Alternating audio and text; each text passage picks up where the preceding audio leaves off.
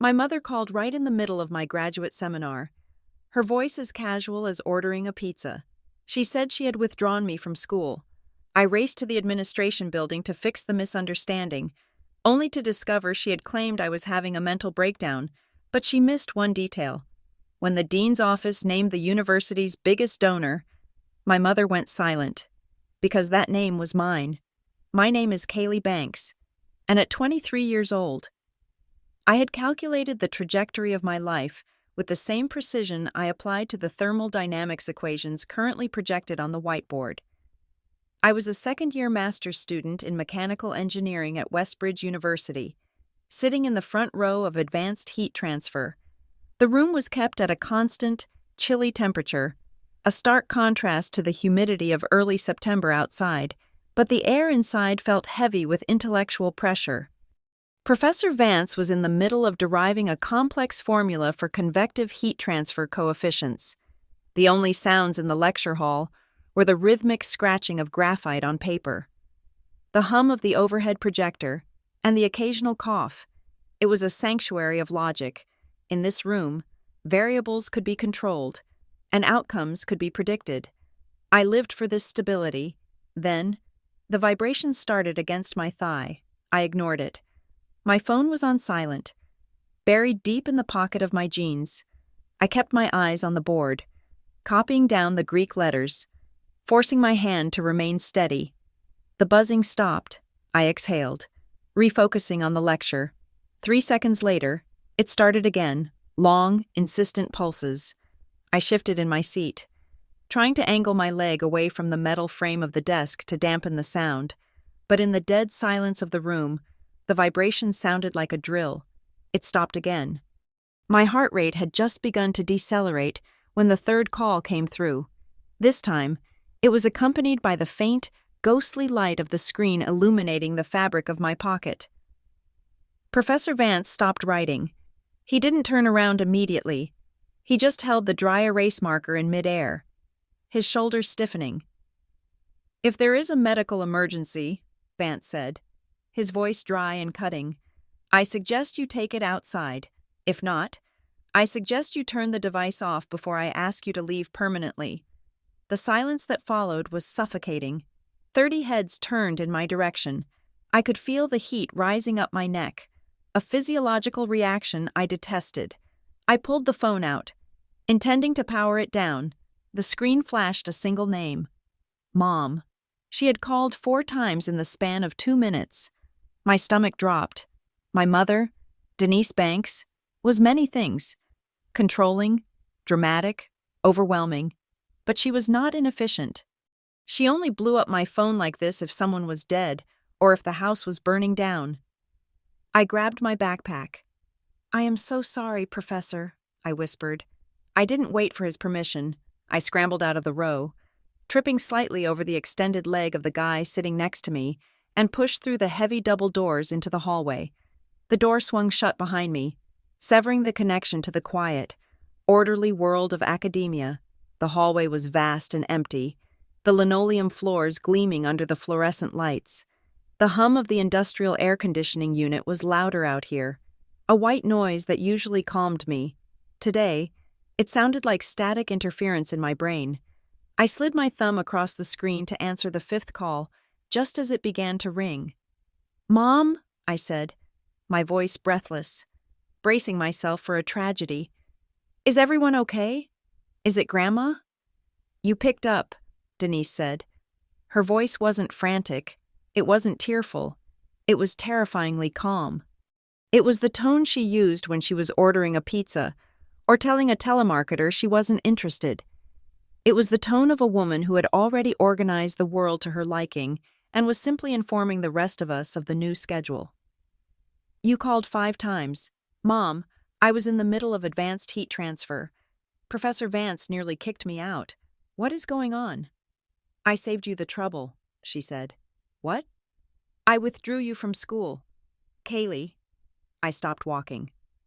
I was standing in the middle of the engineering wing corridor, staring at a poster advertising a robotics competition. But the image blurred into a meaningless smear of colors.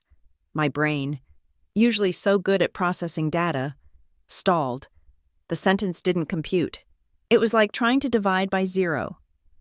"I don't understand," I said, forcing a laugh that sounded more like a choke.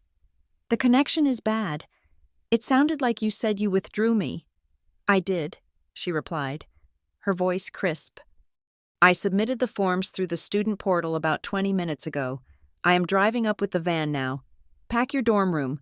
We need to be on the road by 6 this evening to beat the traffic out of the city." The floor seemed to tilt beneath my feet.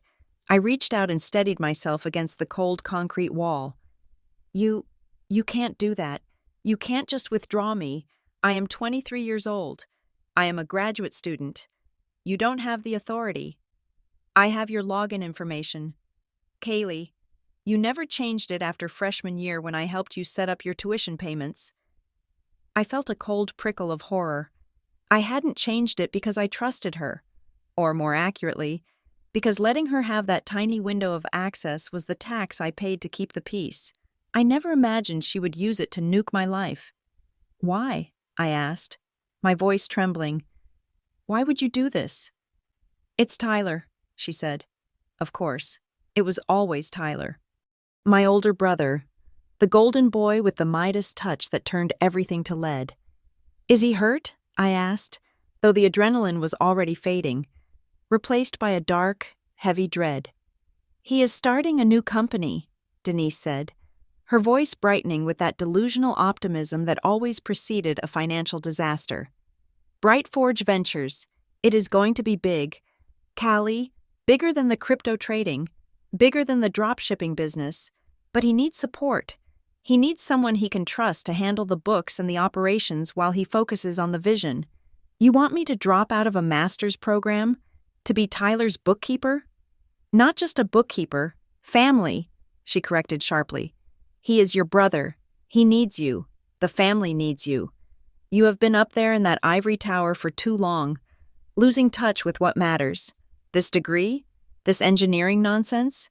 It is just a selfish fantasy. Kali, it is time to come back to the real world and do your duty."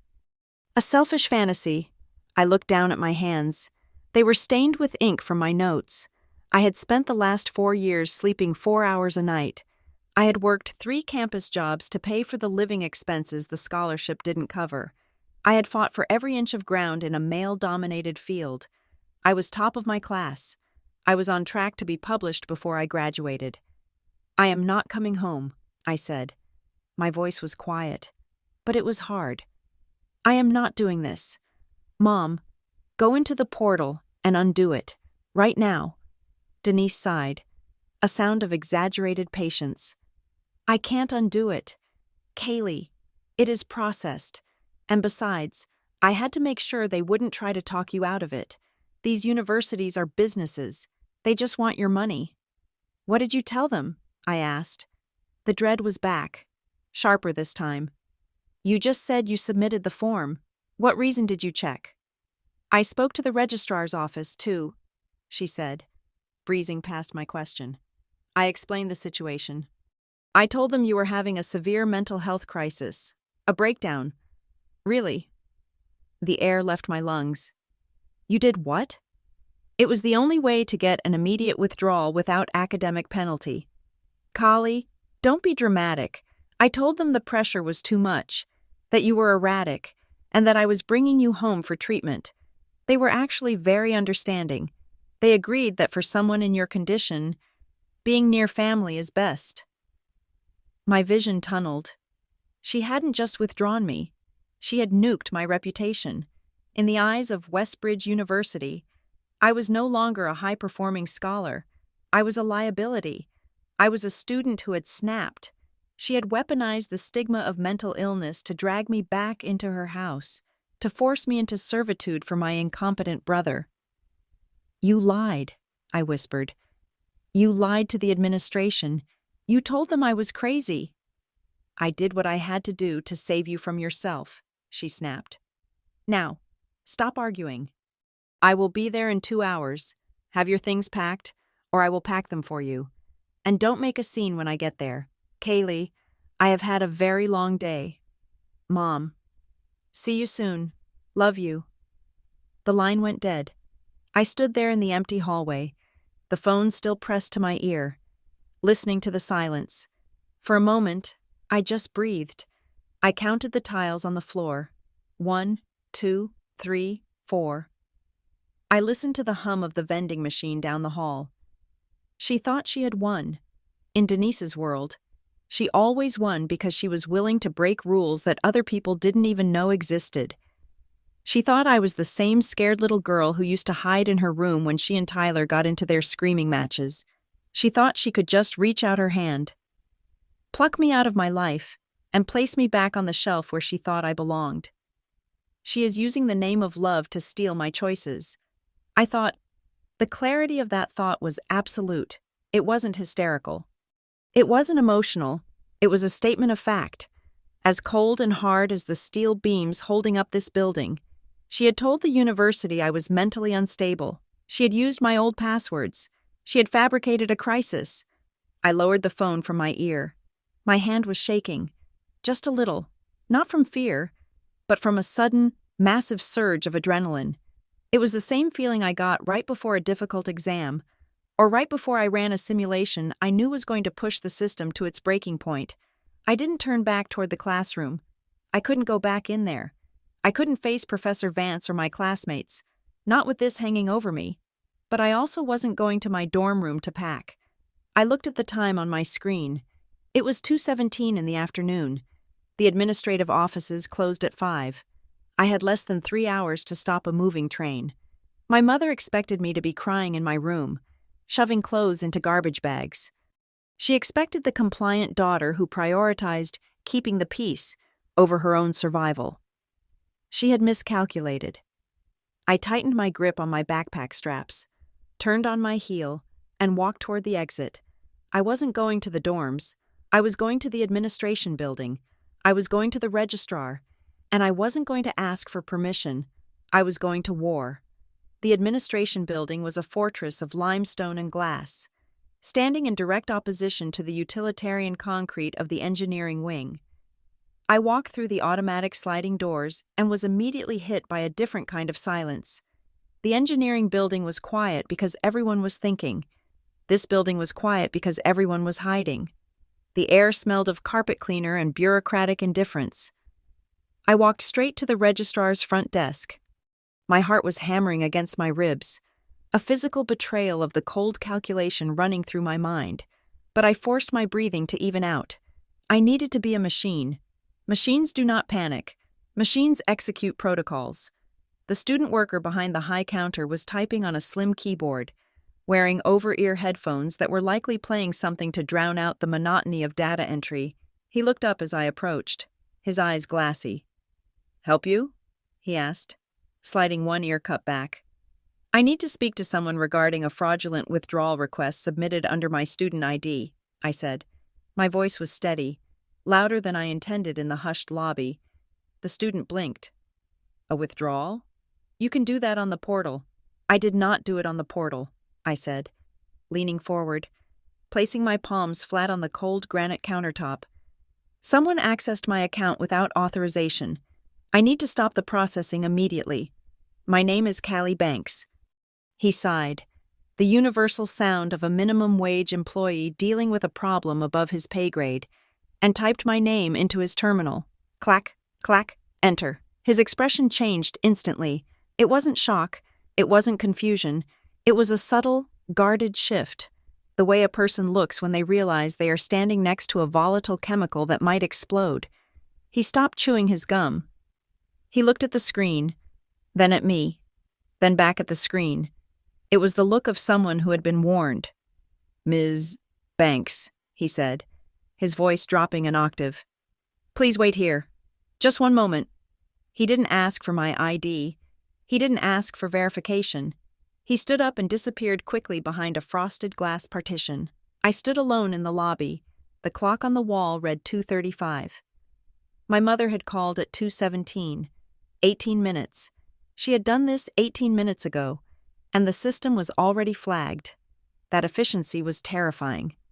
It meant she hadn't just submitted a form. She had made calls.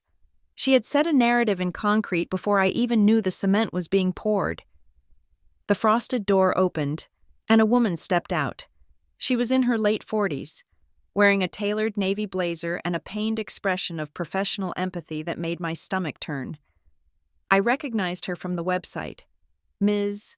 Alana Pierce, the university registrar. Registrars did not typically come out to the front desk to greet students. "Kaylee?" she asked, her voice soft, pitching up at the end as if she were talking to a frightened animal or a toddler. "I am Alana Pierce. Why don't you come back to my office so we can chat somewhere more private?" "I don't need privacy," I said, holding my ground. "I need my enrollment reinstated." "Please," she said, gesturing to the open door. "It is better if we sit down. There is water in there if you need it." The implication was clear. Come in before you make a scene. Come in so we can handle your episode. I walked past her.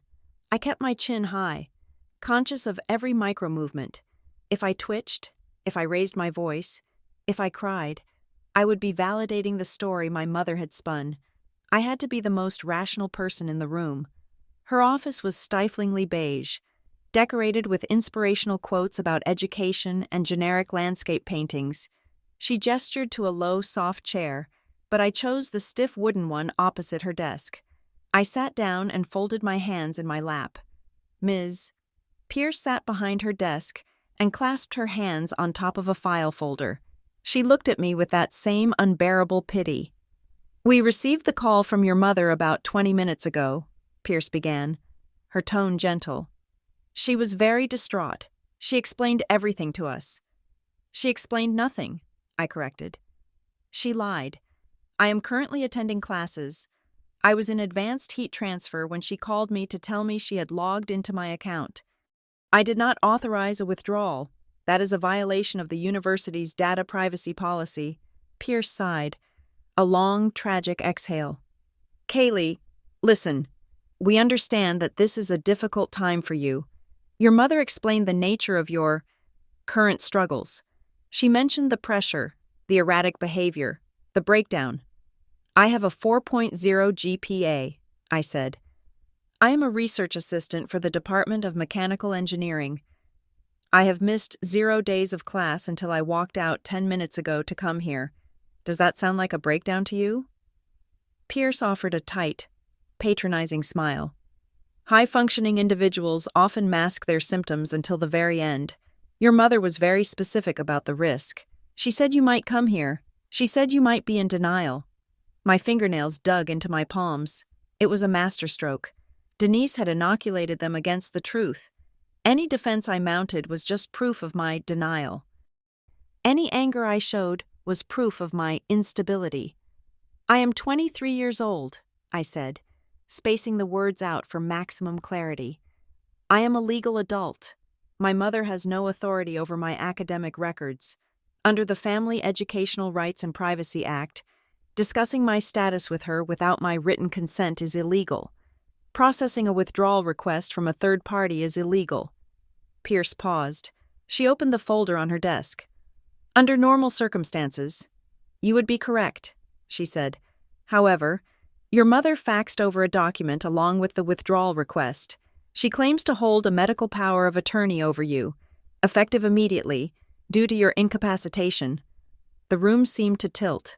"A medical power of attorney?" I repeated. "That is impossible. I never signed one." "She sent a copy," Pierce said, sliding a piece of paper across the desk. I didn't touch it. I just looked at it. It was a photocopy of a standard legal form. I saw my signature at the bottom. It looked like my signature. It had the loops of the K and the sharp slant of the B. But I knew, with absolute geometric certainty, that I had not signed it. "That is a forgery," I said.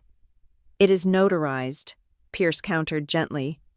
"Kaylee, please, we are trying to help you. If you are in a crisis, the university's priority is your health, not your transcript. We can process a medical leave instead of a full withdrawal if that makes you feel better. But we cannot ignore a legal guardian acting in your interest." "She is not my guardian," I said, "and I am not incapacitated. I am sitting right here. I am lucid." I looked at the computer monitor facing her. Look at the metadata, I said. Pierce blinked. Excuse me? The withdrawal request submitted via the student portal, I said. You have the access logs. Look at them, right now. I don't think that is necessary. If you are processing a legal document based on a web submission, you have a duty to verify the origin. I snapped. The engineer in me took over. Open the log. Look at the IP address. Look at the device ID. Pierce hesitated, then turned to her keyboard. She typed a few commands, likely humoring me. A window popped up. Read the IP address, I commanded. 192.168. She started reading the local string, then corrected herself to read the external IP. 74.12. That resolves to a residential address in Connecticut, I said.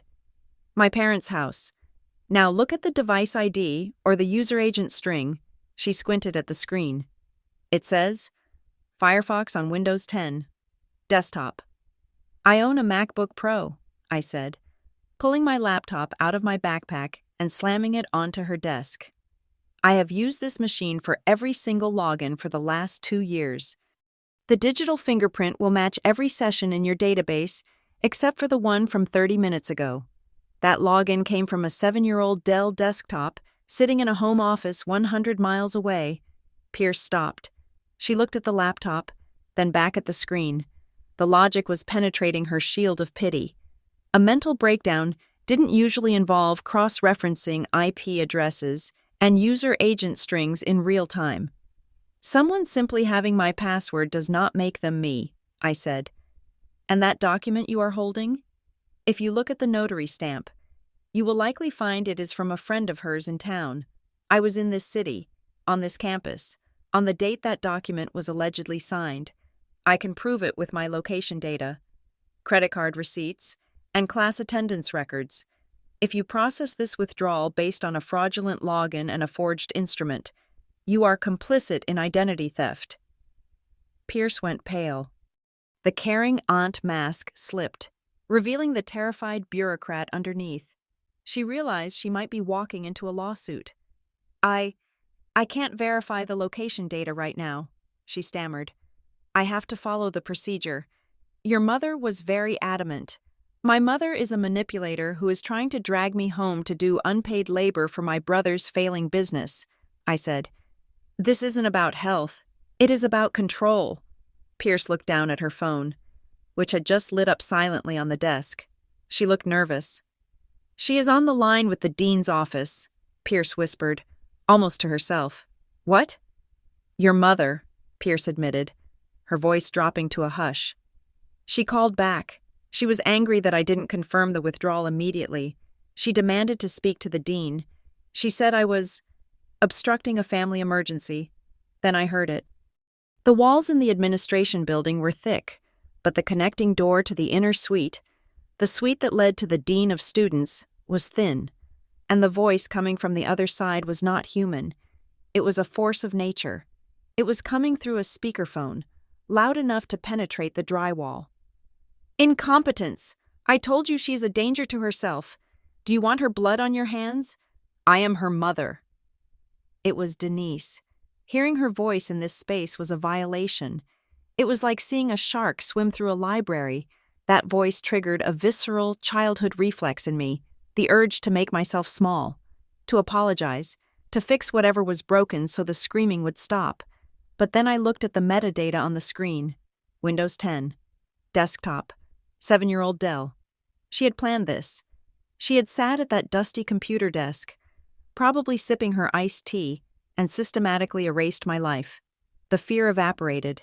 In its place, a cold, hard anger solidified. It was the kind of anger that clarifies the world. She is escalating, Pierce said, looking at the door with dread. She is going to get the dean involved. Good, I said. I stood up. I didn't grab my laptop. I left it there as evidence. Take me to them, I said. I can't just barge in on the dean's executive assistant, Pierce said, shrinking back. They are handling a crisis call. They are handling a fraudster, I said. And I am the victim. You have 2 choices. Ms. Pierce, You can stay here and be the person who facilitated a crime, or you can walk me into that room and help me expose it." Pierce looked at the door. Where the muffled screaming was still audible, she looked at the fake power of attorney. She looked at me. She saw that I wasn't shaking anymore. She said you were violent," Pierce murmured. "I am an engineer," I said. "I don't use violence. I use leverage. Take me to the dean's suite. Now." Pierce stood up. She smoothed her skirt, took a deep breath, and picked up the forged document. She didn't look at me, but she moved toward the connecting door. She was terrified of my mother, but she was starting to realize that the person she should be afraid of was standing right in front of her. She opened the door, and the sound of my mother's voice hit us like a physical wave, shrill and demanding, echoing off the mahogany walls of the inner sanctum. "I don't care what the policy is. You will process that form, or I will sue this university for negligence." I stepped through the doorway behind Pierce, my face calm, my pulse steady. I was walking into the lion's den, but for the first time in my life, I wasn't bringing a chair and a whip. I was bringing the truth, and I couldn't wait to see her choke on it. The dean's suite was a different world from the sterile, fluorescent-lit hallways of the registrar's office. Here, the air was cooler and smelled of lemon oil and old paper. The carpet was thick enough to silence footsteps, and the walls were lined with portraits of men who had been dead for 50 years. It was a space designed to intimidate, to remind anyone who entered that the institution was older and more powerful than they were. Alana Pierce, the registrar, walked ahead of me, her posture stiff. She was terrified. She was leading a student into the executive sanctum to interrupt a call that was clearly going off the rails. And she knew that if this went wrong, she would be the first casualty. She stopped at a heavy oak desk situated like a guard post in front of the double doors leading to the dean's private office. Behind the desk sat Marianne Holt. I knew who Marianne Holt was. Everyone did. Her title was executive assistant, but that was a polite fiction. In reality, she was the gatekeeper. She had served under 3 different deans. Deans came and went, making speeches and shaking hands. But Marianne Holt ran the university. She was a woman in her 60s with steel gray hair cut into a sharp bob and eyes that could evaluate your net worth and moral character in a single glance. Right now, however, Marianne looked like she was holding a live grenade. She was holding the receiver of a landline phone a few inches from her ear. Her expression tight. Her eyes were fixed on the middle distance, laser-focused. Even from where I stood, 10 feet away, I could hear the tinny, screeching voice spilling out of the earpiece. "It is not a request," my mother's voice shrieked. It was distorted by the speaker, but the cadence was unmistakable. It was the voice she used when a cashier refused an expired coupon, magnified by a factor of 10. "You people are enabling her. You are complicit in the destruction of a family. I told you she is sick." Marianne's eyes snapped to us as we approached. She didn't look surprised to see Pierce. She looked relieved to have a target for the energy in the room. Then her gaze slid to me. I stopped in front of her desk. I didn't say a word. I simply reached into my back pocket, pulled out my wallet, and extracted my student ID and my driver's license. I placed them gently on the polished wood of her desk, right next to a crystal paperweight. Then I stood up straight, folded my hands, and waited. Marianne looked at the ID. Then she looked at my face. She took in the steady rise and fall of my chest, the lack of tears, the calm set of my jaw. She saw the ink stains on my fingers from the lecture I had just left. "She is off the rails!" Denise screamed on the other end, unaware of the audience. "She thinks she can just abandon her duties? We have a business to run. My son needs his sister. That girl is delusional if she thinks she is an engineer. She belongs at home, making sure the books are balanced. That is her place. You are stealing my daughter from her rightful place." Marianne's face changed. The look of polite bureaucratic strain vanished, replaced by something colder and much harder. It was the look of a woman who had just realized she was being lied to, and she did not appreciate having her time wasted. She pressed a button on the console, switching the call from the handset to the high-quality speakerphone on the desk. My mother's voice filled the room, crisp and terrifyingly clear. "Mrs. Banks," Marianne said. Her voice was low, smooth, and utterly unyielding. It sounded like a luxury car door slamming shut. "I need you to pause for a moment." "Don't you tell me to pause," Denise snapped. "I am the mother. I have the medical power of attorney. I demand you transfer me to the dean immediately so we can finalize this withdrawal. Every minute she stays on that campus is a liability to your university." "Mrs. Banks," Marianne repeated, her volume not rising a decibel. "I am afraid the situation has changed materially in the last 30 seconds. What are you talking about?"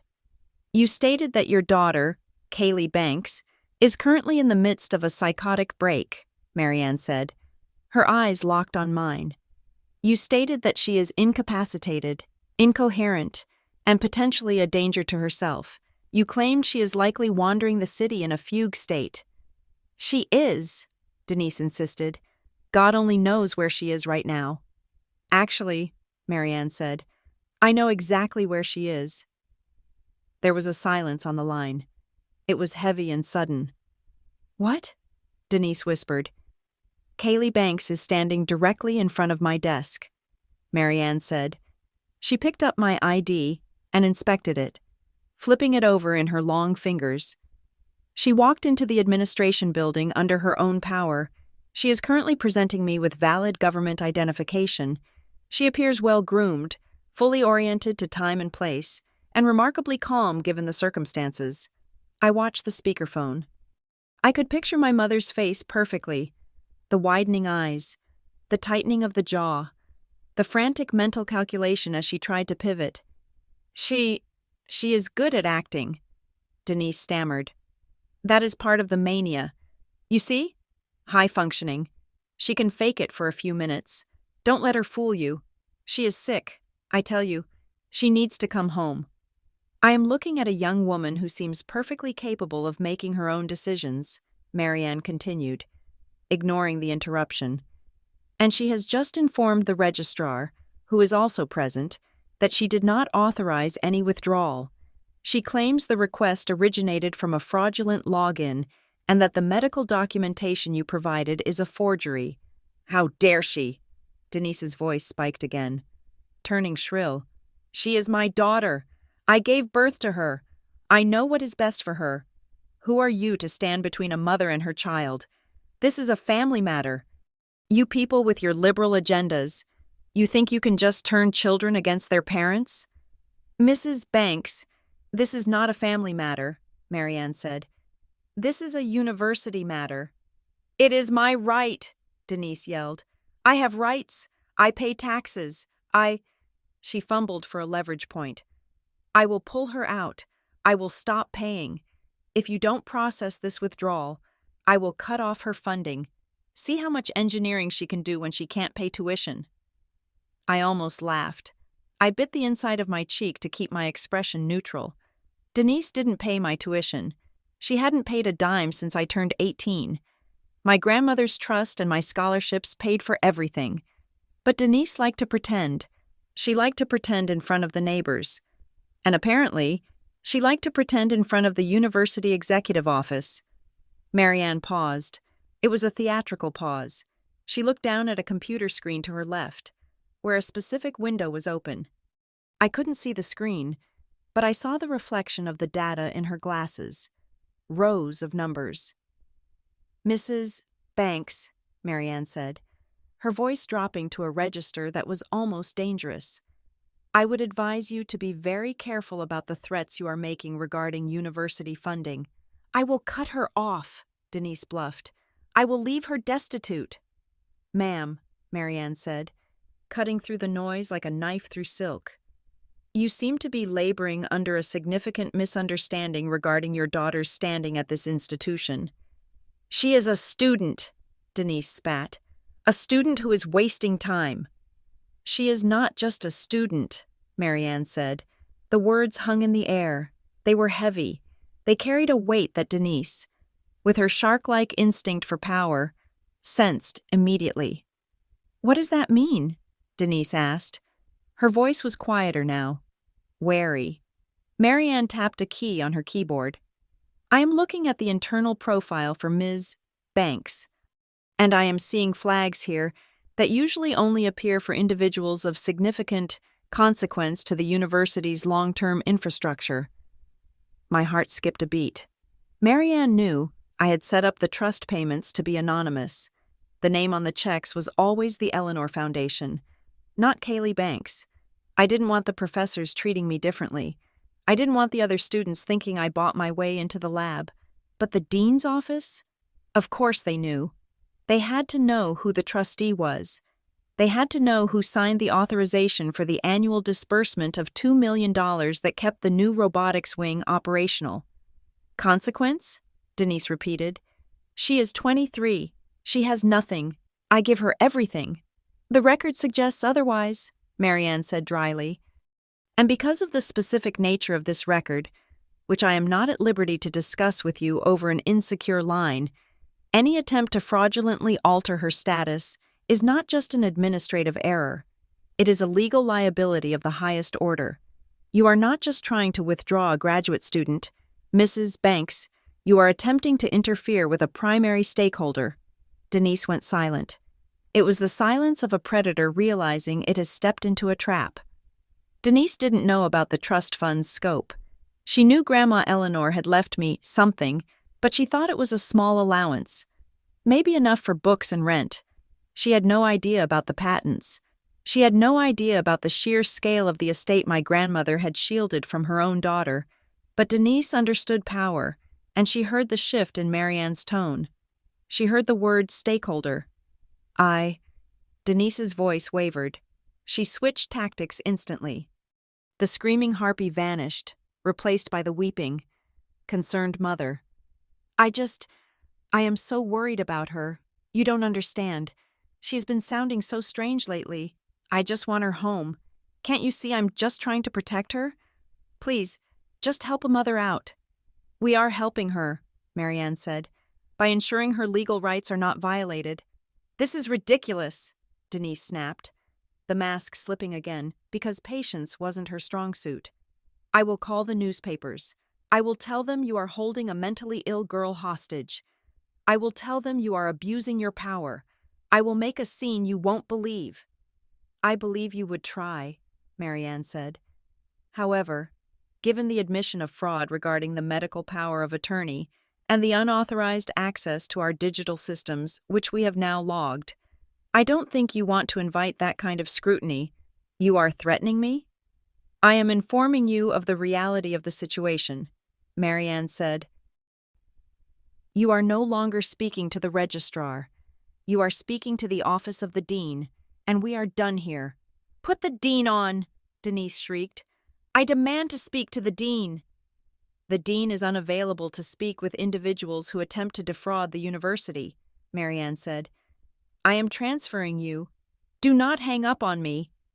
"I am not hanging up," Marianne said, reaching for the transfer button. "I am connecting you to our Office of Legal Affairs. They will be very interested to hear about your rights. Please hold." Click. Marianne didn't just press the button. She stabbed it with a finger that was perfectly manicured. The screaming stopped instantly, replaced by the smooth, classical strings of the university's hold music. The silence that followed was ringing. Marianne exhaled, a short, sharp breath through her nose. She took her hand off the phone and looked at me. The iron mask softened. Just a fraction. It wasn't warmth, exactly. Marianne Holt didn't do warmth. But it was respect. It was the look one professional gives another after a successful operation.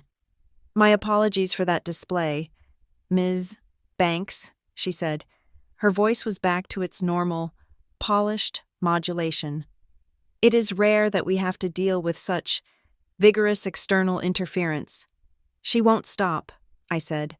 My voice was steady, though I could feel the adrenaline trembling in my fingertips. "She thinks she can bully you. She thinks she can bully the lawyers." "Let her try," Marianne said. "Our legal team is staffed by sharks who are bored. They will enjoy her." She looked down at my ID. which was still on her desk.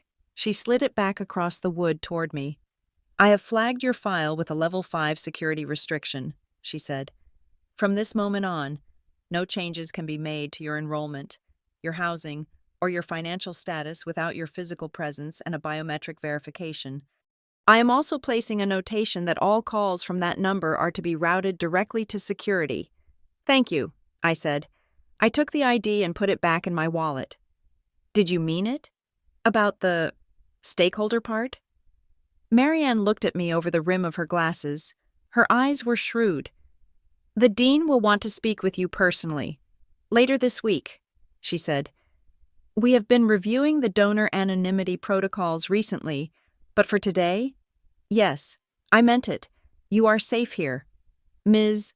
Banks, not because you are a student, but because this institution knows how to protect its assets." She picked up a pen and wrote a number on a heavy cardstock slip. "This is the direct line to the General Counsel," she said, handing it to me. "Not the main switchboard, the real one, if she shows up on campus. If she contacts you, if she tries to file anything else, you call this number first, before you call the police. Do you understand?" "I understand," I said. I took the card. It felt heavy in my hand. "One more thing," Marianne said, her voice dropping lower. "Your mother mentioned a bridge loan, and she mentioned your brother's company." I nodded. "Bright Forge Ventures." "I made a note of it," Marianne said. Her eyes were cold, reflecting a ruthlessness that matched my own. "If she is desperate enough to commit federal wire fraud to get you home to do the books, then the books are not just unbalanced. Ms. Banks, they are likely criminal. You might want to keep that in mind." I looked at this woman, this gatekeeper in a silk blouse, and I realized I had found an ally, not a friend. Marianne Holt didn't have friends, but a co-belligerent. "I will," I said. "Good," she said. She turned back to her computer, dismissing me. "Now, go back to class. You are missing a lecture." I turned and walked out of the suite. The registrar, Ms. Pierce, was still standing by the door, looking pale and shaken, but I walked past her without a word. I stepped out of the administration building and into the afternoon sun. The air was warm, but I felt cold. It was a good cold. It was the cold of a machine that had just purged a virus. My mother was on hold with legal affairs. She was probably screaming at a paralegal right now. But Marianne was right. This wasn't over. Denise wasn't screaming because she was mad. She was screaming because she was desperate. The mention of the bridge loan, the urgency, the risk she took faking a legal document, it all pointed to one thing. They were drowning, and they had tried to use me as a life raft. I looked at the card in my hand. Then I looked at the campus, stretching out before me. The engineering building was in the distance. I wasn't just a student anymore. I was a target. And if I wanted to survive, I had to stop acting like a daughter and start acting like the person who owned the debt. I took my phone out. I had missed 3 more calls from Tyler. I didn't listen to the voicemails. I opened my voice recorder app, hit record, and began to dictate. Entry 1. I said to the empty air. September 14th, 2:45 p.m. Subject: attempted constructive kidnapping and identity theft. Perpetrator: Denise Banks. Witness: Marianne Holt. Status: failed. I stopped the recording. Then I started walking. I had a ghost ledger to write. The silence in the dean's executive suite after Marianne Holt transferred my mother's call was heavy. But it was not empty. It was the heavy, pregnant silence of a system recalibrating itself after a shock. Marianne did not immediately return to her work. She sat back in her ergonomic chair, clasping her hands on the desk, and looked at me with a gaze that was entirely new. It was no longer the look of an administrator dealing with a student. It was the look of a corporate officer assessing a peer who had just survived an assassination attempt. "Ms. Banks," Marianne said, her voice dropping the sharp defensive edge she had used with my mother. "On behalf of the Office of the Dean, I want to formally apologize for the distress this morning.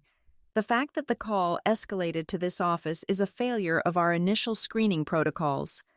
She turned her head slightly toward Alana Pierce, the registrar, who was still standing near the door, clutching her folder like a shield. Alana, Marianne said, we are moving beyond the standard flags. Initialize the Omicron protocol on Ms. Banks's file. Effective immediately. Alana blinked, her face losing even more color. Omicron? That is usually reserved for students in witness protection or children of diplomats. Do it, Marianne commanded softly. Alana rushed to the guest terminal on the side credenza. I watched her fingers fly across the keyboard. What is the Omicron protocol? I asked. It is our highest restriction level, Marianne explained, her eyes never leaving mine. Standard privacy blocks can be overridden by a determined parent with a social security number and a birth certificate. Omicron locks the data at the server level. It requires a physical token, which we will issue to you, plus biometric verification for any access. Even if your mother walked in here with a court order signed by a local judge, the system would not physically allow a clerk to print your transcript without you present to authorize it with a thumbprint. It is done, Alana said from the corner, her voice trembling slightly. The digital lock is active. Any attempt to query the file from an external IP will now return a 404 error. As far as the public database is concerned, Kali Banks does not exist. Good, Marianne said. She leaned forward, and the atmosphere in the room shifted again. It became intimate, conspiratorial. Now, Ms. Banks, Marianne said, we need to have a frank conversation. We transferred your mother to legal affairs to handle the harassment and the verbal abuse of staff. That is standard procedure. But regarding the fraudulent withdrawal attempt and the forged medical documents, the university has discretion. She paused, letting the weight of the options settle. Do you want us to handle this as an internal administrative error, quietly blocking her access and moving on? She asked. Or do you want us to pursue the full legal ramifications of identity fraud and wire fraud against the institution? It was a test. I knew it was a test. Marianne was asking if I wanted to be a daughter who was embarrassed by her messy family, or if I was ready to be the person she suspected I was. I looked at the portrait of the university founder hanging behind her head. I thought about the building I studied in every day, the Banks Innovation Lab. The name was carved into the granite archway, but no one on campus, not the students, not the professors, not even the janitors, knew that I was the Banks on the archway. They assumed it was some distant, wealthy alumni family. They assumed I was just a coincidental namesake, a scholarship kid working 3 jobs. My grandmother, Eleanor Banks, had designed it that way.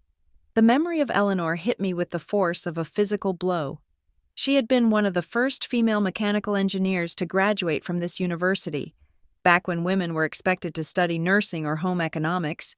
She had built a fortune not by marrying it, but by patenting a specific type of hydraulic valve used in deep-sea drilling. She was brilliant, she was ruthless, and she loathed my mother.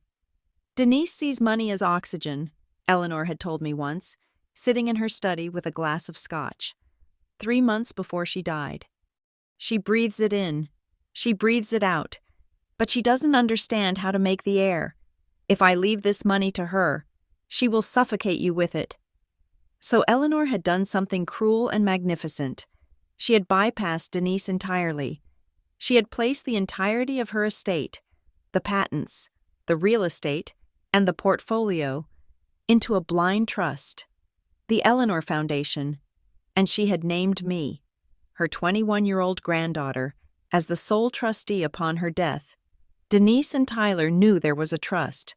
They received a monthly stipend from it, a generous allowance that kept them in new cars and designer clothes. But they had absolutely no idea of the capital underneath. They didn't know the principal sum was over $40 million. They didn't know that I wasn't just receiving a check. I was the one signing them. And crucially, they didn't know that my scholarship to Westbridge wasn't financial aid. It was a direct grant from the foundation I controlled. The university knew, the dean knew, the board of trustees knew. To them, I wasn't just a graduate student. I was the golden goose. I was the invisible hand that had paid for the new HVAC system in the library and the updated particle accelerator in the physics department. That was why Marianne Holt was looking at me with such intensity. She wasn't protecting a student. She was protecting the university's credit rating. "Ms. Banks?" Marianne prompted. "Internal or legal?" I looked down at my hands. They were steady now. The realization was crystallizing in my mind like ice. Why did Denise do this? Why today? Why the sudden, frantic urgency to pull me out of school and declare me mentally incompetent? It wasn't just about Tyler's failing business. Tyler had failed at businesses before. He had crashed a crypto startup. He had failed at a dropshipping empire. Denise had always bailed him out with her stipend. But a bridge loan meant debt, real debt. The kind of debt that a monthly allowance couldn't cover. If they needed real money, they needed access to the principal of the trust. And there was only one way to break Eleanor's ironclad trust deed. The trustee, me, had to be removed, and the only way to remove the trustee was to prove that she was dead, or that she was mentally unfit to manage the assets. The coldness in my stomach turned into a freezing rage. The mental breakdown, the call to the school, the forged medical power of attorney. It wasn't just about dragging me home to do bookkeeping, it was a coup. Denise was building a paper trail. If she could get the university, a prestigious, neutral third party, to go on record stating that Callie Banks was withdrawn due to a severe psychotic episode, she could take that record to a probate judge. She could petition to have me declared incompetent. She could demand emergency conservatorship, and once she had conservatorship, she became the interim trustee. She wasn't trying to save me. She was trying to liquidate me. I looked up at Marianne. My eyes felt dry and sharp. "She isn't just trying to withdraw me from classes," I said. My voice was quiet, but it carried in the silent room. "She is trying to build a case for conservatorship. She needs a paper trail of instability to challenge the trusteeship of the Eleanor Foundation." Marianne's eyebrows rose a fraction of an inch. She understood immediately. She knew the bylaws of the foundation better than I did. "If she succeeds in establishing a medical precedent here," Marianne said slowly, "she could theoretically petition the court to freeze the foundation's assets pending a competency hearing. That would freeze our grant funding." "She wants the principal," I said. "Tyler is in trouble, deep trouble. They need millions, not thousands, and I am the only thing standing between them and the vault." I stood up. The chair scraped against the floor. A harsh sound. "I want the number for legal affairs," I said, "and I want the direct line for the campus police chief. I am not handling this internally. I am not handling this as a family misunderstanding." Marianne nodded. She opened a drawer and pulled out a fresh card, writing a second number on the back of the one she had given me earlier. "This is the correct decision," Marianne said. "If you treat this as a family squabble, you lose. If you treat this as a hostile corporate takeover, you win." She handed me the card. "We will hold the line here," Marianne promised. "The withdrawal is canceled. The record is sealed. If she calls back, she goes to voicemails that are monitored by our attorneys. But Ms. Banks?" "Yes?" "You need to secure your side," she said. "The university can protect your transcript. We cannot protect your bank accounts or your personal safety off campus. If she is desperate enough to forge a medical power of attorney, she is desperate enough to come here." "I know," I said. I took the card. I turned to Alana Pierce, who was still standing by the secure terminal, looking like she wanted to be anywhere else. "Thank you, Ms. Pierce," I said, "for not processing it, for hesitating." Alana nodded, swallowing hard. I just didn't want you to be hurt." "You did more than that," I said. "You bought me time." I walked out of the dean's suite. The outer office was empty. I walked through the heavy doors and back into the main corridor of the administration building. The afternoon light was streaming through the high windows, illuminating dust motes dancing in the air. I felt lightheaded. The reality of what my family had done was settling on me, heavy and suffocating. My mother had not just betrayed me, she had strategized against me. She had sat down, planned a legal assault, forged documents, and executed a strike intended to strip me of my autonomy and my legacy. I looked at the card in my hand. The numbers were written in Marianne's sharp, angular handwriting: legal affairs, campus police. I walked toward the exit, my boots clicking on the marble floor. My hands were shaking. I could feel the tremor in my fingers, a physiological reaction to the adrenaline dumping out of my system. But my mind? My mind was a sheet of glass. I wasn't a daughter anymore. I wasn't a sister. I was the CEO of a company under siege, and I was going to fire the entire board of directors. I walked out of the administration building and found a concrete bench facing the quad. It was shielded by the shadow of an old oak tree, giving me a vantage point where I could see without being easily seen. I sat down.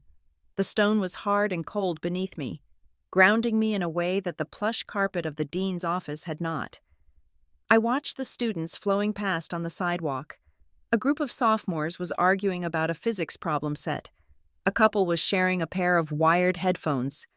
A guy on a skateboard rattled over the pavement, the sound echoing like gunfire in my heightened state. They all looked so normal. They were worrying about midterms, about hookups, about whether the dining hall had run out of pizza. An hour ago, I had been one of them. Now, I felt like a different species entirely. I felt like prey that had just narrowly avoided a trap, and now I was sitting in the tall grass, panting, waiting for the hunter to reload. The adrenaline that had sustained me through the confrontation with Marianne Holt was beginning to metabolize into something heavier. It was a dark, viscous realization that settled in the pit of my stomach. My mother hadn't just made a mistake. She hadn't just overreacted. She had launched a coordinated assault on my personhood. I took a breath, letting the campus air fill my lungs. It smelled of cut grass and diesel fumes from the delivery trucks. I closed my eyes and did what I always did when the data became too chaotic to process emotionally. I opened a spreadsheet in my mind. I called it the Ghost Ledger. For years, I had kept a real ledger for the Eleanor Foundation. Every disbursement, every grant, every tax filing. But there was another accounting book I had been keeping subconsciously, one I had never dared to audit until this moment. It was the ledger of my family's transactions with me. I rewound the tape of my life, looking not for memories of love, but for the financial and emotional exchanges that I had previously labeled as family duty. Item 1, 2 years ago, I was 21, fresh out of undergrad, and I had just taken control of the trust. Tyler had come to me with a pitch deck for a company called Crypto Solar. He had cornered me in the kitchen of our childhood home during Thanksgiving break. He smelled of expensive cologne and desperation. "It is a sure thing, Kaylee," he had said, his eyes wide and manic. "We mine the coins using solar energy. It is green crypto. Investors are eating it up. I just need $50,000 for the initial server farm buy-in. It is a loan. I will pay you back with 20% interest in 6 months." I had looked at the prospectus. It was a joke. The math didn't work. The energy consumption rates were underestimated by a factor of 3. "I can't, Tyler," I had told him. "The trust is for educational and scientific advancement. It is not a venture capital fund for family members. Grandma was specific. Grandma is dead," he had snapped, his face twisting into a sneer that haunted me now. "And you are sitting on a pile of gold like a dragon while your brother is trying to build a legacy. You are so ungrateful. You think you are better than us because you went to a fancy school? You are selfish. Kali, selfish and cold." Denise had joined in later that night, crying over the turkey. "He just needs a break. Kali, why do you have to be so rigid? Family helps family." I had held my ground that time, but I had paid for it. They froze me out for 3 months. No calls, no texts. I thought they were hurt. Now, sitting on this bench, I realized they weren't hurt. They were punishing me for closing the wallet. Item 2. Last Christmas. Denise had asked to see the legal structure of the trust documents. She claimed she was applying for a home equity line of credit to fix the roof. and the bank needed to know if she was a beneficiary. "I just need to borrow the binder for an afternoon," she had said, her voice sugary sweet. "Just to show the loan officer. I will bring it right back." I had hesitated. "You are not a beneficiary. Mom, you get a stipend. The trust is a separate legal entity. The bank doesn't need to see the deed." "Why are you so secretive?" she had accused, her eyes narrowing. "Are you hiding something? Are you stealing from us?" I hadn't given her the binder, but later that week, I found my bedroom door ajar. My desk drawers had been rummaged through. Nothing was missing, but papers were shuffled. I had told myself it was the wind. I had told myself I was being paranoid. I wasn't paranoid. She had been hunting for the account numbers. She had been looking for a way in. The realization hit me with the force of a physical blow. They didn't hate my success. They loved my success, as long as they could claim it as their own asset. What they hated was my independence. They hated that I was a closed system, a vault they couldn't crack. The mental breakdown narrative wasn't just a lie. It was a battering ram. If they could break the lock, they could loot the room. I looked down at my phone. It was vibrating against my palm again. I unlocked the screen but didn't open the messages. I just looked at the notification list. It was a wall of red text. Mom, 14 missed calls. Tyler, 8 missed calls. Mom, pick up the phone right now, young lady. Mom, we are outside your dorm. Where are you? Tyler, you are making this worse. Just come out. Mom, the dean's office is lying to me. I know you are there. I am calling the police if you don't answer. Tyler, Mom is crying. Are you happy? You are killing her. I read the texts with a detached, clinical fascination. Mom is crying. You are killing her. It was the standard playbook. Guilt, shame, fear. A week ago, these messages would have sent me into a panic attack. I would have called back, apologizing, trying to soothe them. I would have offered to pay for something just to make the screaming stop. Today, I didn't feel panic. I felt like a scientist observing a colony of aggressive bacteria under a microscope. I didn't swipe the notifications away. I took a screenshot, then another, then another. I scrolled back through the history, capturing the timestamps, the escalation, the threats. Evidence. I thought, Exhibit A. I opened my contact list and scrolled past Mom and Tyler. I found the number Marianne Holt had written on the card. I took a deep breath, steadied my hand, and dialed. Office of Legal Affairs, Westbridge University. A crisp female voice answered after 2 rings. "Hello?" I said. My voice sounded strange to my own ears, older, deeper. "My name is Kaylee Banks. I was referred to this number by Marianne Holt in the dean's office. I need to speak with an attorney regarding an active case of identity fraud and attempted constructive kidnapping involving a student." There was a pause on the line. The tone of the receptionist shifted instantly from polite indifference to sharp attention. "One moment. Ms. Banks, I am patching you through to Mr. Sterling, our senior counsel.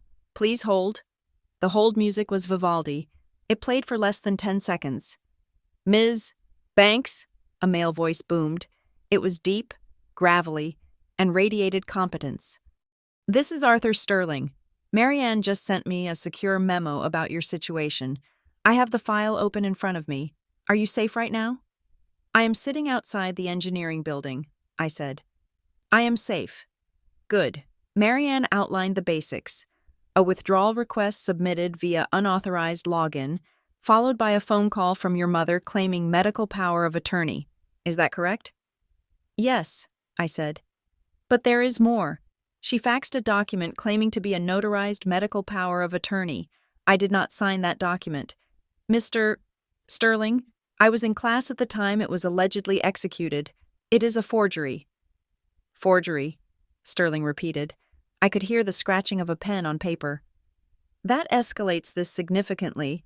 Did she attempt to use this document to access financial aid records?" "She tried," I said. "Ms. Pierce in the registrar's office mentioned that my mother was asking about scholarship funds, but the funds aren't scholarships. They are private grants from a trust I control. She is trying to gain access to the Eleanor Foundation." "I see," Sterling said. His voice became even more serious. So the motive is pecuniary. This isn't just an overbearing parent. This is attempted grand larceny by way of fraud. She is claiming I am having a mental breakdown, I added. She told the registrar I was erratic and dangerous. She is creating a record of instability. I believe she intends to use the university's withdrawal as evidence to petition for an emergency conservatorship. Smart, Sterling muttered. Evil, but smart. If a university as prestigious as Westbridge withdraws a student for mental health reasons, a probate judge will take that as gospel. She is trying to weaponize our bureaucracy against you. I won't let her, I said. We won't let her, Sterling corrected. Ms. Banks, because you are a major donor, and I am aware of the anonymity. So this stays between us. We have a vested interest in protecting your autonomy. But we need to take specific steps, hard steps. Tell me what to do, I said. First, Sterling said, we need to formalize the complaint. I want you to walk to the campus police station. It is located behind the North Hall. Do not pass go. Do not collect $200. Go straight there. I will call Chief Miller and tell him you are coming. You need to file a police report for identity theft and unauthorized access to a computer system. That is a felony. Okay, I said. What else? We are going to draft a cease and desist letter from my office, Sterling continued. We will notify Mrs. Banks that she is permanently banned from university property, a persona non grata order, if she sets foot on campus. She will be arrested for trespassing. We will also put her on notice that any further communication with university staff regarding your status will be considered harassment and grounds for a civil suit. She won't listen to a letter, I said. She thinks letters are for other people. Then we escalate, Sterling said. We can assist you in filing for a temporary restraining order in the municipal court. Given the fraudulent power of attorney and the relentless harassment, a judge will likely grant it ex parte, meaning without her present. That legally bars her from contacting you or coming within 500 feet of you. I looked at the phone in my hand. Another text had just come in from Tyler. Tyler, you are selfish Mom is hyperventilating. We are coming to find you. They are on campus, I said. My brother just texted me. They are looking for me. Where are they? Sterling asked sharply. He said they are outside my dorm. That is on the south side of campus. I am on the north side. Stay where you are, Sterling commanded. Do not go to your dorm. Do not engage. I am dispatching a campus security detail to your location right now. They will escort you to the police station. Do you want to do this, Ms. Banks? Filing a report against your mother puts you on a path that is very hard to reverse. It becomes a matter of public record. I looked at the students walking by. I looked at the building behind me, a building my grandmother's brilliance had helped build. A legacy I was sworn to protect. I thought about the ghost ledger. I thought about the years of guilt, the years of feeling like I owed them something simply for existing. The debt was paid. The ledger was closed. I don't want to reverse it, I said. My voice was steady, clearer than it had ever been. I want to file the report. I want the restraining order, and I want to prosecute the fraud. Understood, Sterling said. Officer Hernandez will be there in 3 minutes. He is driving a white SUV. Wait for him. Mr. Sterling? Yes? I want to make sure the cease and desist includes my brother. Tyler Banks, I said. He is complicit. He is the reason she needs the money. He is the one driving the van. Consider it done, Sterling said. We will cast the net wide. Sit tight, Ms. Banks. The cavalry is coming. I hung up the phone. I sat there for another minute, watching the shadows lengthen across the grass. The sun was beginning to dip lower, casting a golden light on the brick facades of the university. It was a beautiful afternoon. I felt a strange sensation in my chest. It wasn't happiness. It wasn't relief. It was the feeling of a structure finally settling into its foundation. For 23 years, I had been building my life on a fault line, trying to accommodate the tremors and the shifts of my mother's moods. Now, I was pouring concrete. I saw the white SUV turn the corner, the amber lights flashing silently. It moved with purpose, cutting through the casual traffic of the campus loop. I stood up, I smoothed my jeans, I adjusted my backpack. My mother wanted a crisis? Fine, I would give her a crisis, but it wouldn't be the one she manufactured. It would be a legal catastrophe that would dismantle her entire world, piece by piece, document by document.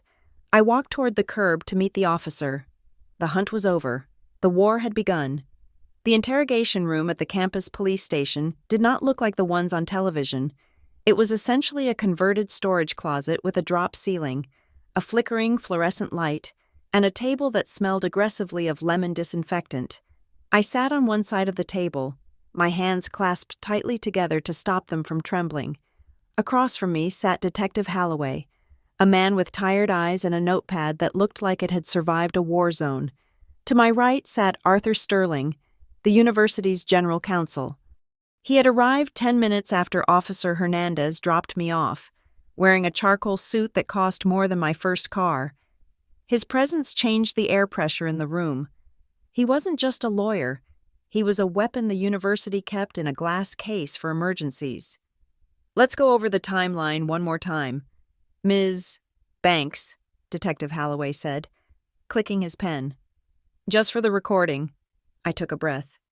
At 2:17 this afternoon, my mother called me. She informed me she had withdrawn me from the university. At 2:35, I confirmed with the registrar that a withdrawal request had been submitted through the student portal using my credentials. The IP address traced back to my parents' home in Connecticut. And you did not share these credentials with her? No, I said. But I realized later that I never changed the password on the family desktop computer. It was a shared device.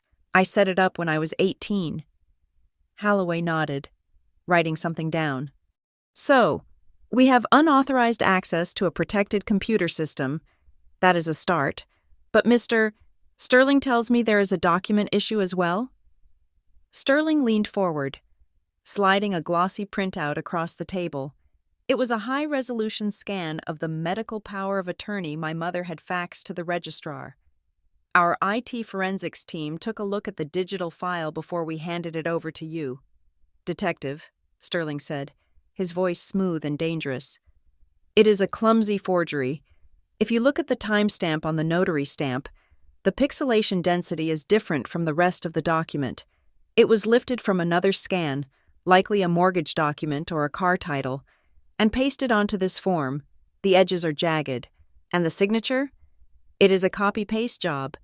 You can see the faint gray halo around the ink where the background wasn't properly removed. I stared at the paper. It was my signature. I remembered signing a lease agreement for Tyler 3 years ago when he couldn't qualify for an apartment. She must have scanned that, cropped it, and dropped it here. She manufactured a legal instrument to strip me of my rights, I said, the words tasting like copper in my mouth. She didn't just lie, she committed forgery.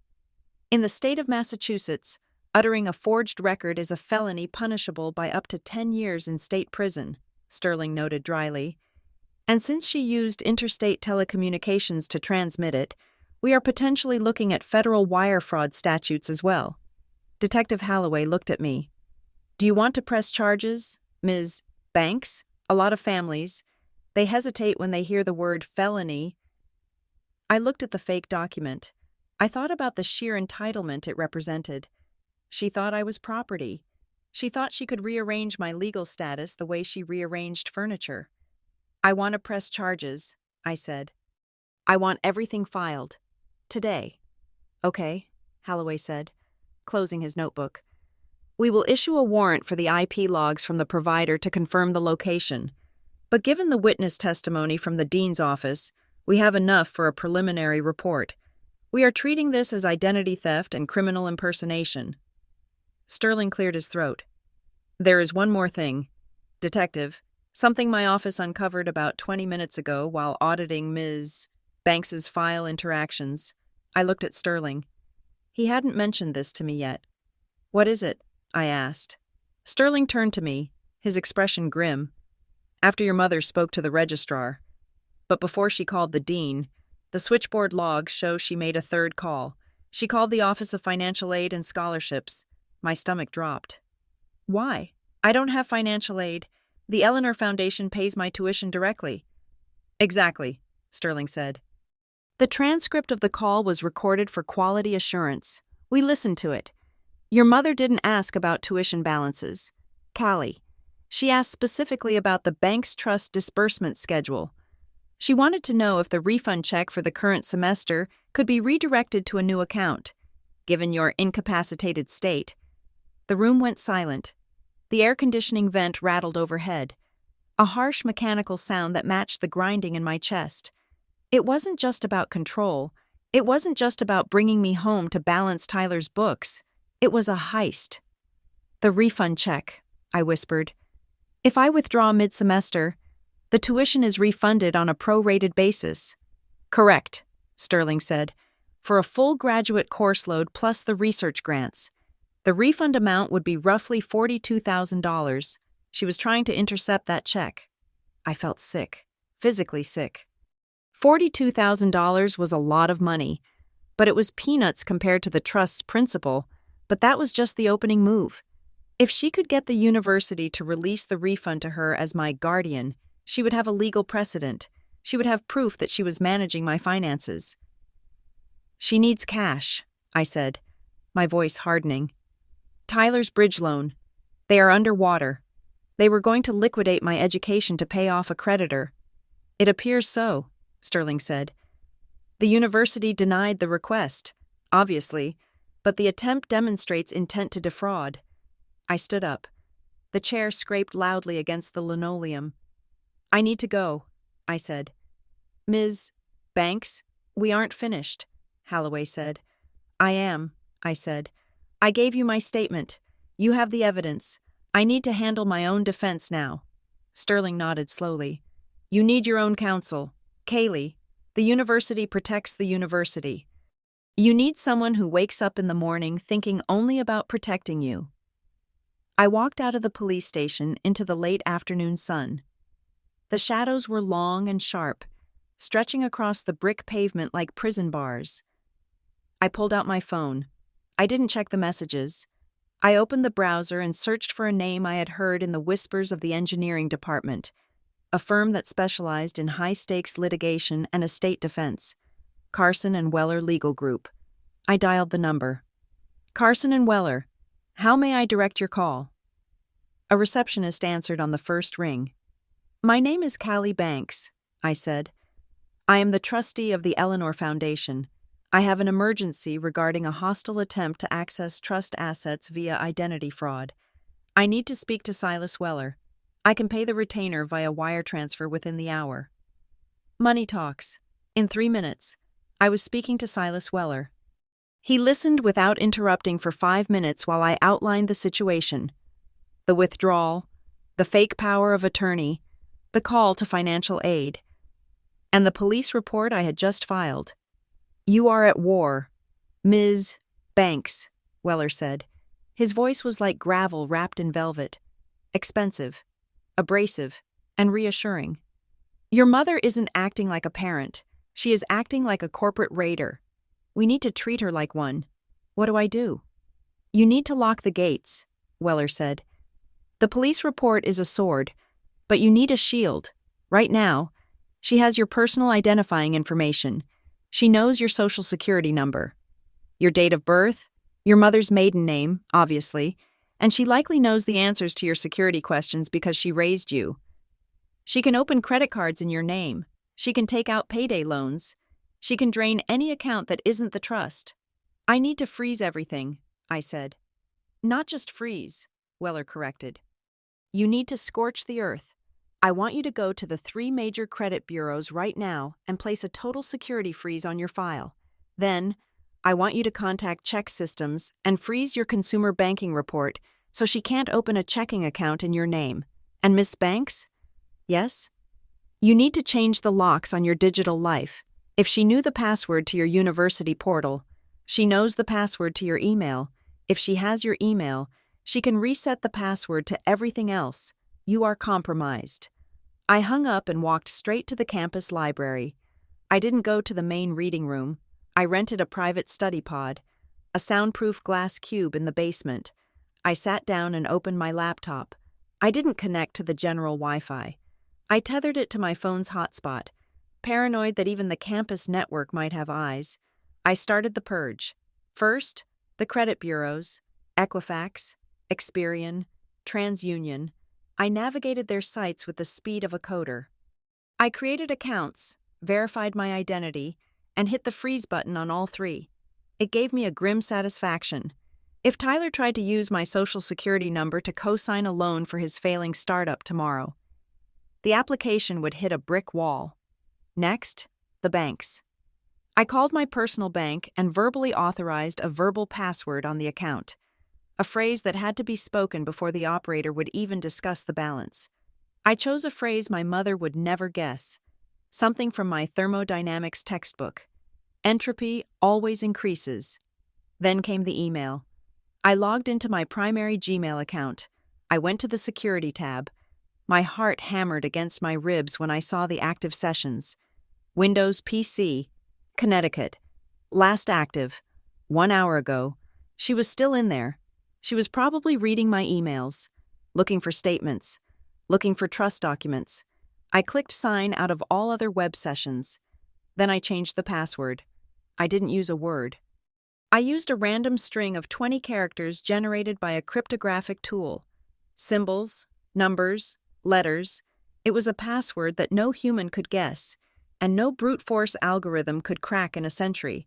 I enabled two-factor authentication, but not via SMS, because SIM swapping was too easy.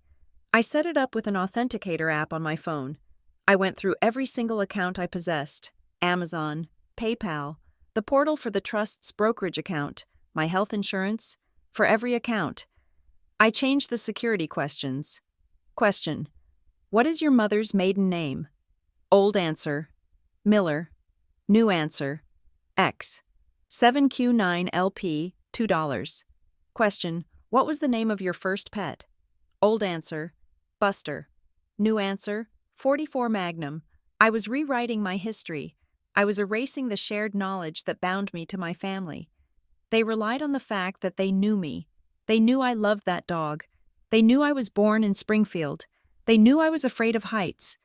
They used that intimacy as a key to turn the lock. So I changed the locks. By the time I finished, it was 7 o'clock at night. My eyes were burning from staring at the screen. My fingers ached. I looked at the list of revoked devices. The family desktop in Connecticut was gone. The iPad my mother used in the kitchen was gone. Tyler's laptop, which I had logged into once 3 years ago to help him fix a driver issue, was gone. I was an island. I sat back in the chair and looked at the black screen of my phone. The notifications were still piling up, but they couldn't touch me now. They were ghosts banging on the windows of a fortress. I sent a secure message to Silas Weller. Done. Credit frozen. Check systems frozen. All passwords rotated. Two-factor authentication active on all financial and communication channels. The perimeter is secure. Weller replied 2 minutes later. Good. Now get some sleep. Tomorrow, we go to court for the restraining order. And Ms. Banks, do not answer the door. I packed up my laptop. I felt lighter, but also hollow. I had just severed the digital umbilical cord. I had engineered a firewall between myself and the people who were supposed to love me. Revenge, I realized as I walked out of the library into the cool night air, wasn't about doing something to them, not yet. Revenge was about making sure they could never, ever do anything to me again. I walked to the secure dorms where the research assistants lived. I swiped my keycard. The light turned green. Access granted. I went into my room, locked the deadbolt, and pushed my desk in front of the door. It wasn't necessary. The building was secure. But my instincts were screaming that the enemy was at the gates. I sat on the edge of my bed and looked at the ghost ledger in my mind. Item: attempted theft of $42,000. Item: identity fraud. Item: betrayal. I added a new column to the ledger. Status: pending litigation. I wasn't just a student anymore. I wasn't just a daughter. I was the plaintiff, and I was going to bury them in paperwork until they couldn't breathe. I did not sleep that night. I sat in my dorm room with the lights off, watching the cursor on my laptop screen blink like a slow, rhythmic heartbeat. I had fortified my digital life, but I knew my family well enough to know that silence was not a retreat. Silence was just the time it took them to reload. At 3:14 in the morning, the notification came through. It wasn't a text this time. It was an email from Tyler. The subject line was just one word: loyalty. I opened it. It was a wall of text, a stream of consciousness manifesto written by a man who was terrified and trying to sound dominant. Callie, it began. I do not know who you think you are hiring lawyers and calling the police on your own mother. Do you have any idea what you have done? Mom hasn't stopped crying for 6 hours. She is sick, Kaylee, physically sick, and it is your fault. You think you are so special because you go to that elitist school. You think you are better than us, but you forget who paid for your clothes when you were 10. You forget who drove you to soccer practice. That is called family. That is called tradition. In this family, we sacrifice for each other. We don't call the cops. You need to come home, not next week, now. You need to sign the papers Mom sent. You need to stop playing the victim and do your job. The bridge loan is due on the 15th. Kaylee, if we don't have the liquidity to show the underwriters, the whole house of cards falls down. Don't think that fancy degree is more important than Mom. Don't you dare. I read the email twice. The first time, I felt the old, familiar conditioning, the sharp pang of guilt, the urge to fix it, the fear that I was indeed the villain they painted me to be. But the second time I read it as an engineer. I stripped away the emotional noise and looked for the data. And there it was, buried in the middle of the guilt trip like a structural crack in a foundation. The bridge loan is due on the 15th. Today was the 14th. They weren't trying to withdraw me because they missed me. They weren't trying to control me because they thought I was crazy. They were on a deadline. They needed access to capital within 24 hours, or they were going to lose something massive. I forwarded the email to Silas Weller immediately. Subject: New evidence. Admission of financial deadline. I didn't expect a reply until business hours, but Weller was apparently a creature of the night. His response came 10 minutes later. Received. This explains the desperation. I am running a deep dive on Bright Forge Ventures and your brother's personal liabilities right now. Go to sleep. Ms. Banks, we have them. I didn't go to sleep. I watched the sun come up over the campus, turning the gray concrete of the engineering quad into a soft, deceptive gold. By 10 o'clock that morning, I was sitting in a conference room at the local branch of Carson and Weller. The office was all glass and chrome, a stark contrast to the dusty academia of the university. Silas Weller sat at the head of the table, a stack of files in front of him. He looked fresh, sharp, and predatory. You were right about the timeline, Weller said, sliding a dossier toward me. Your brother's company, Bright Forge Ventures, is not a company. It is a shell. It has no revenue, no product, and no assets, but it does have debt. How much? I asked. $350,000 in high-interest short-term loans, Weller said. He borrowed from private lenders, the kind who don't check credit scores, but do enforce collection with extreme prejudice. That is the bridge loan he mentioned. It comes due tomorrow. If he defaults, the interest rate jumps to 40%, and they likely start seizing personal assets. He doesn't have assets, I said. He lives in the basement. No, Weller said, his eyes hard. He doesn't, but his business plan listed a very specific asset to secure the confidence of the lenders. He flipped the page. You? I stared at the paper. It was a loan application from 6 months ago. Under the section for strategic partners and guarantors, Tyler had written, Kaylee Banks, trustee, Eleanor Foundation. He didn't forge your signature here, Weller explained, pointing to the blank signature line. That would have been too easy to catch right away. Instead, he listed you as a non-signing reference and a silent partner. He used your name and the reputation of the foundation to convince these lenders that he had access to deep pockets. He sold them on the idea that if things got tight, his rich sister would bail him out. He used me as collateral without my consent, I whispered. Essentially, Weller said, he defrauded the lenders by misrepresenting his backing. And now that the bill is due, he needs to make that lie a reality. That is why they need you home. That is why they need control of the trust. They need to raid the piggy bank to pay off the sharks before the sharks come to the house. I felt a cold fury rising in my chest. It was different from the anger I felt yesterday. Yesterday was about violation. This was about commodification. To them, I wasn't a person. I was an asset class. I was a liquidity event. But there is more, Weller said. His voice dropped, losing some of its professional detachment. My paralegal was digging through the Connecticut civil court records this morning, looking for any other judgments against your parents. We found something else, something disturbing. He placed a single sheet of paper on the table. It looked like a docket summary from a family court. 2 weeks ago, Weller said, your mother, Denise Banks, filed a petition in the Connecticut probate court. I looked at the filing date. It was 12 days before she called the school. She filed for temporary emergency guardianship of an adult, Weller continued. The respondent listed is you. The air left the room. She claimed you were suffering from early-onset schizophrenia and were unable to manage your own affairs, Weller said, reading from the notes. She asked the court to grant her immediate control over your medical and financial decisions pending a full hearing. She tried to commit me, I said. My voice sounded hollow. Before she even called the school, before any of this.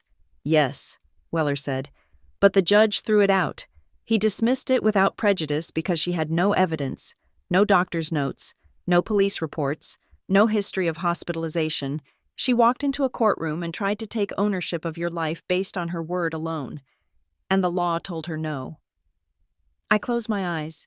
The puzzle pieces slammed into place with a sickening crunch. The withdrawal from school. The call to the dean claiming I was having a breakdown. The call to the registrar. It wasn't a sudden reaction to Tyler's debt. It was Plan B. Plan A had been to get a judge to hand me over quietly. When that failed because of a lack of evidence, she decided to manufacture the evidence. She withdrew me from school to create a record of academic failure due to mental health. She called the police and the administration to create a log of erratic behavior. She was actively building the paper trail that the judge had told her was missing. She was going to take the withdrawal record back to the judge, I said, opening my eyes. She was going to say, look, even her university kicked her out. She is crazy. Give me the guardianship. Exactly, Weller said. This is not just a family dispute. Kali, this is a premeditated legal entrapment. This is what we call coercive control. She is systematically trying to dismantle your credibility and your legal personhood to gain access to the trust. I looked at the window. The city looked the same as it had yesterday, but I knew I would never see it the same way again. My mother was not just a narcissist. She was an architect of my destruction. What do we do? I asked. We stop playing defense, Weller said. I am drafting an affidavit right now outlining this entire scheme. We are going to submit the rejected guardianship petition, the fraudulent withdrawal logs, and the email from your brother as a single packet of evidence. We are going to prove malice. And the university? Sterling called me on the way in, Weller said. The university has officially issued a no trespass order against Denise and Tyler Banks. If they set one foot on campus property, parking lots, dorms, administrative buildings, they will be arrested on site. The campus police have their photos distributed to every patrol unit. She won't care about a no trespass order, I said. She thinks rules are for people who don't love their children. She will care when she is in handcuffs, Weller said grimly. But you need to be prepared for the next phase. When a narcissist is blocked legally, they don't stop. They pivot. She can't get to you physically, and she can't get to you legally, so she is going to go for the only thing she has left. My reputation, I said. Your social support, Weller corrected. She is going to try to turn the world against you. She is going to try to make the lie true in the court of public opinion. Weller was right. He was right about everything. I left his office an hour later, my phone feeling like a radioactive brick in my pocket. I had turned off notifications for my mother and Tyler, but I hadn't blocked everyone else. It started at noon. The first call was from my Aunt Sarah. Sarah had always been the nice aunt, the one who slipped me $20 at Christmas. I stared at the screen, Aunt Sarah calling. I debated answering. Part of me wanted to believe she was calling to check on me, to warn me, but the engineer in me knew better. The system was compromised. I let it go to voicemail. Then came my cousin Jessica, then my Uncle Bob, then a neighbor from back home who I hadn't spoken to in 5 years. The voicemail started rolling in. I sat on the bench outside the library, wired headphones in my ears, listening to the social assault. "Kaylee, honey, it is Aunt Sarah.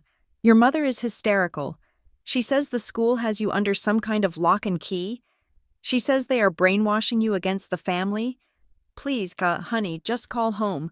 We are worried you are in a cult. Kaylee, this is Bob.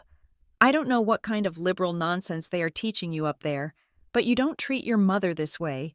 She says you are having a breakdown. Stop being a brat and come home before you ruin your life. Kaylee, it is Jessica. Are you okay? Mom says you are on drugs or something? She is posting all over Facebook asking for prayer warriors because her daughter has been abducted by the system. It is really embarrassing. Kali, just fix it." She had launched the smear campaign. She was spinning a narrative that I was a victim of the university. I was brainwashed. I was mentally unstable. I was being held against my will by the administration. It was brilliant, in a sick way. It explained why I wasn't answering her calls. It explained why the police were involved. It turned her predatory behavior into a crusade to save her daughter. She was weaponizing the family's love and their ignorance against me.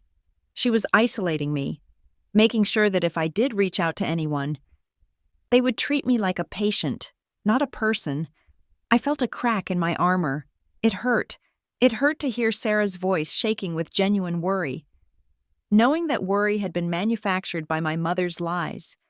It hurt to know that my entire community back home was currently discussing my tragic mental decline. But then I remembered the court docket, petition for temporary guardianship. She had tried to own me. I opened my laptop right there on the bench. I didn't call Aunt Sarah back. I didn't try to explain myself to Uncle Bob. Whatever I said would just be filtered through the "she is crazy" lens my mother had installed. Instead, I opened a new document. I named it Timeline of Coercive Control. I started typing. Incident 1, January 2024. Financial coercion regarding trust documents. Incident 2, June 2025. Emotional manipulation following refusal of loan to Tyler Banks. Incident 3, September 2025. Filing of fraudulent guardianship petition in Connecticut court. Incident 4, September 14th, 2025. Unauthorized access to university systems. Incident 5, September 15th, 2025.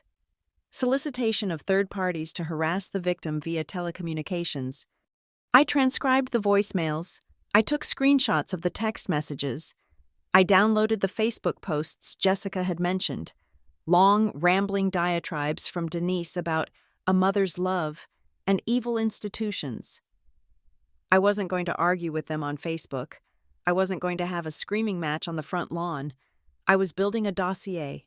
I worked through the afternoon, my fingers flying across the keyboard. I felt a cold detachment settling over me, a protective layer of ice. They wanted to say I was crazy? Fine, let them say it. I would let them scream into the void while I built the cage that would hold them. At 5 o'clock, my phone buzzed with a message from Sterling. Update. The sheriff in Connecticut just served the preliminary protective order to your parents at their residence. They have been officially notified of the no trespass order and the pending identity theft investigation. I stared at the words. It was done. The first shot had been fired legally. But I knew this wasn't the end. The deadline for the bridge loan was tomorrow. Desperate people do desperate things, and my mother, the woman who had tried to convince a judge I was insane, was the most desperate person I knew. She wouldn't stop at phone calls. She wouldn't stop at Facebook posts. She was cornered, and she was coming. I closed my laptop. I looked at the ghost ledger in my mind. The debt was growing, and the interest rate was going to be ruinous. I walked back to my dorm, head down, avoiding eye contact with the students passing by. I wondered if any of them were fighting wars they couldn't talk about. I wondered if any of them had mothers who loved them enough to destroy them. I entered my room and locked the door. I pushed the desk against it again. Then I pushed the dresser against the desk. Tonight, I wasn't an engineer. I was a soldier in a bunker, waiting for the shelling to start. And I knew, with absolute certainty, that the next 24 hours would decide whether I escaped with my life or just my freedom. The conference room at Carson and Weller had become my command center. It was a windowless box of glass and steel that smelled faintly of ozone and expensive coffee. On the whiteboard, Silas Weller had drawn a horizontal black line that spanned the entire width of the wall. He called it the kill chain. "We need to reconstruct the crime with the precision of an autopsy," Weller said, uncapping a red marker. "Every second counts. Every click counts. If we can prove a continuous timeline of malicious intent, their defense of misunderstanding or motherly concern disintegrates." I sat at the table with my laptop open, my ghost ledger now being transcribed into a legal affidavit. 2:17 in the afternoon, I said, my voice steady. "Incoming call from Denise Banks. Duration, 2 minutes and 40 seconds. Weller wrote it down. 14:17. Distraction call. 2:35, I continued. I arrived at the registrar. By that time, the withdrawal request had already been processed, which means, Weller said, drawing a line backward, the login event happened while you were still in the classroom, or immediately upon you stepping out. She didn't withdraw you because of the call. She withdrew you, then called to tell you to come home. The act was premeditated, not reactive. We spent 4 hours building that timeline. It was exhausting. Granular work. We overlaid the call logs with the server access logs that Arthur Sterling had sent over from the university's IT department. The resulting picture was damning. The IT report was a thing of beauty. It didn't just show an IP address. It showed a session duration of 45 minutes. It showed that the user had navigated to the Financial Aid tab before the Withdrawal tab. "Look at this," I said, pointing to the log entry at 1:58 in the afternoon. She checked the refund policy page. She spent 3 minutes reading it. Weller nodded grimly. "That is the smoking gun. A mother worried about a mental breakdown calls 911, or a doctor. A mother looking for a payout reads the refund policy. This proves the motive was financial, not medical." By 5 o'clock that evening, we had a 20-page affidavit ready for filing. It requested a temporary restraining order based on stalking, identity theft, and computer fraud. It wasn't just a request for distance. It was a dossier of criminal behavior. Signing it felt like cutting off a limb. I held the pen over the signature line, my hand hovering for a fraction of a second. This wasn't just a legal document. It was a formal declaration that my family was dangerous to me. It was the end of Thanksgiving dinners, the end of Christmas cards, the end of the pretense. "Once you sign this," Weller said softly, "the state enters the room. You can't just undo it because you feel guilty on a Sunday morning." "I don't feel guilty," I said, and I realized with a start that it was true. I didn't feel guilt. I felt the cold, hard clarity of a structural engineer condemning a building that was about to collapse. "I feel safe." I signed the paper. The ink was black and permanent. 2 days later, the Empire struck back. Denise didn't show up at my dorm. The police presence had scared her off physically. But she hired a lawyer. His name was Marcus Thorne, a strip mall attorney known for billboard ads and aggressive divorce settlements. Thorne didn't bother with facts. He specialized in narrative warfare. Weller called me into his office to read the response letter Thorne had sent. "You are not going to like this," Weller warned. sliding the letter across the mahogany desk. I picked it up. It was written in aggressive, hyperbolic legalese. To the counsel of Ms. Callie Banks, it began, our client, Mrs. Denise Banks, categorically denies all allegations of fraud. The actions taken on September 14th were those of a concerned guardian acting in loco parentis during a verified mental health crisis. Ms. Banks has a history of erratic behavior, and her sudden alienation from her family is symptomatic of her condition. It got worse. Furthermore, we assert that Ms. Banks is currently under the undue influence of university administration, who are financially exploiting her status as a donor. The identity theft claimed is a fabrication designed to mask Ms. Banks's abandonment of her familial financial obligations. We will be filing a counter-motion for a competency hearing. She is doubling down, I said, putting the letter down. My hands were shaking, not from fear, but from rage. She is claiming I am the abuser. She is claiming I abandoned them. It is the narcissist's prayer, Weller said dryly. That didn't happen, and if it did, it wasn't that bad.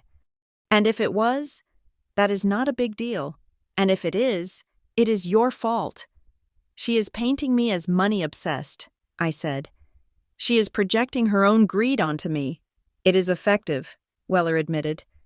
To an outsider, a wealthy daughter cutting off her struggling mother looks cold. Thorne knows that. He is trying to bait you. He wants you to get angry. He wants you to send a nasty text or post a rant on social media, so he can take that to a judge and say, "See? She is unstable." I won't give him the satisfaction, I said, and I didn't. I went radio silent. I blocked every flying monkey, every cousin, every family friend who reached out to hear my side.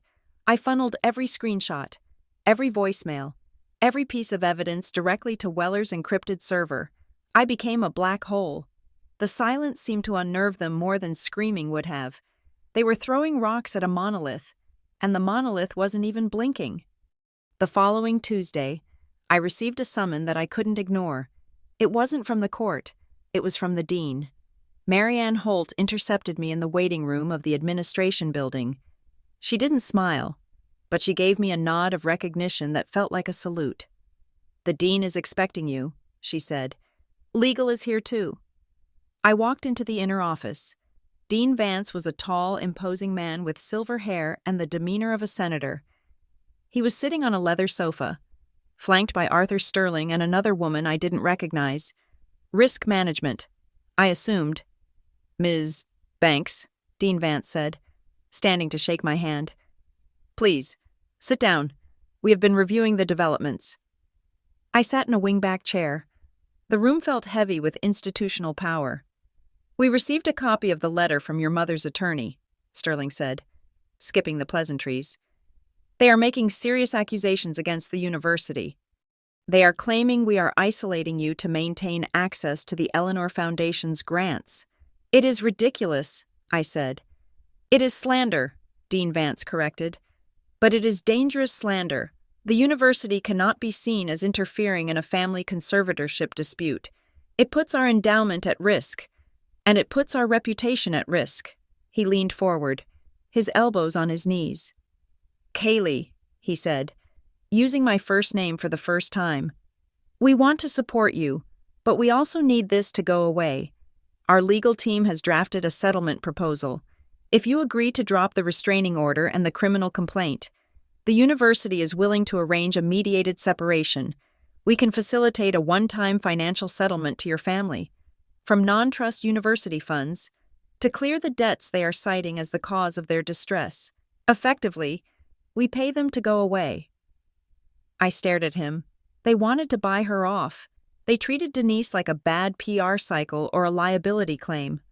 They thought that if they threw $50,000 at her, she would disappear. "You want to pay her?" I asked. "You want to reward her for committing a felony?" "We want to protect our student," the risk management woman spoke up softly. "And our donor. A public trial will be ugly. Ms. Banks, her lawyer will drag your name through the mud. They will subpoena your medical records. They will depose your professors. It will be a circus. I looked at the three of them. They were smart people. They were pragmatic people. They were trying to solve a problem using the logic of damage control, but they didn't understand the physics of my family. If you pay her, I said, my voice quiet and hard, she will not go away. She will know that blackmail works. She will know that if she screams loud enough, the checkbook opens. You won't be solving the problem. You will be feeding the beast. It is a calculated risk, Sterling said. No, I said. It is a capitulation. I stood up. I felt small in the big room, but I felt solid. I am not dropping the charges, I said, and I am not dropping the restraining order. I don't want a settlement. I want a judgment. I want a legal precedent that says a parent cannot treat their child like a financial instrument. If I settle now, she does this to Tyler, or she does it to me again in 5 years. Dean Vance looked at me. He studied my face, looking for the hysterical girl my mother had described. He didn't find her. He found Eleanor Banks's granddaughter. You understand the pressure you will be under? Vance asked. The court date is in 10 days. It will be brutal. I am an engineer.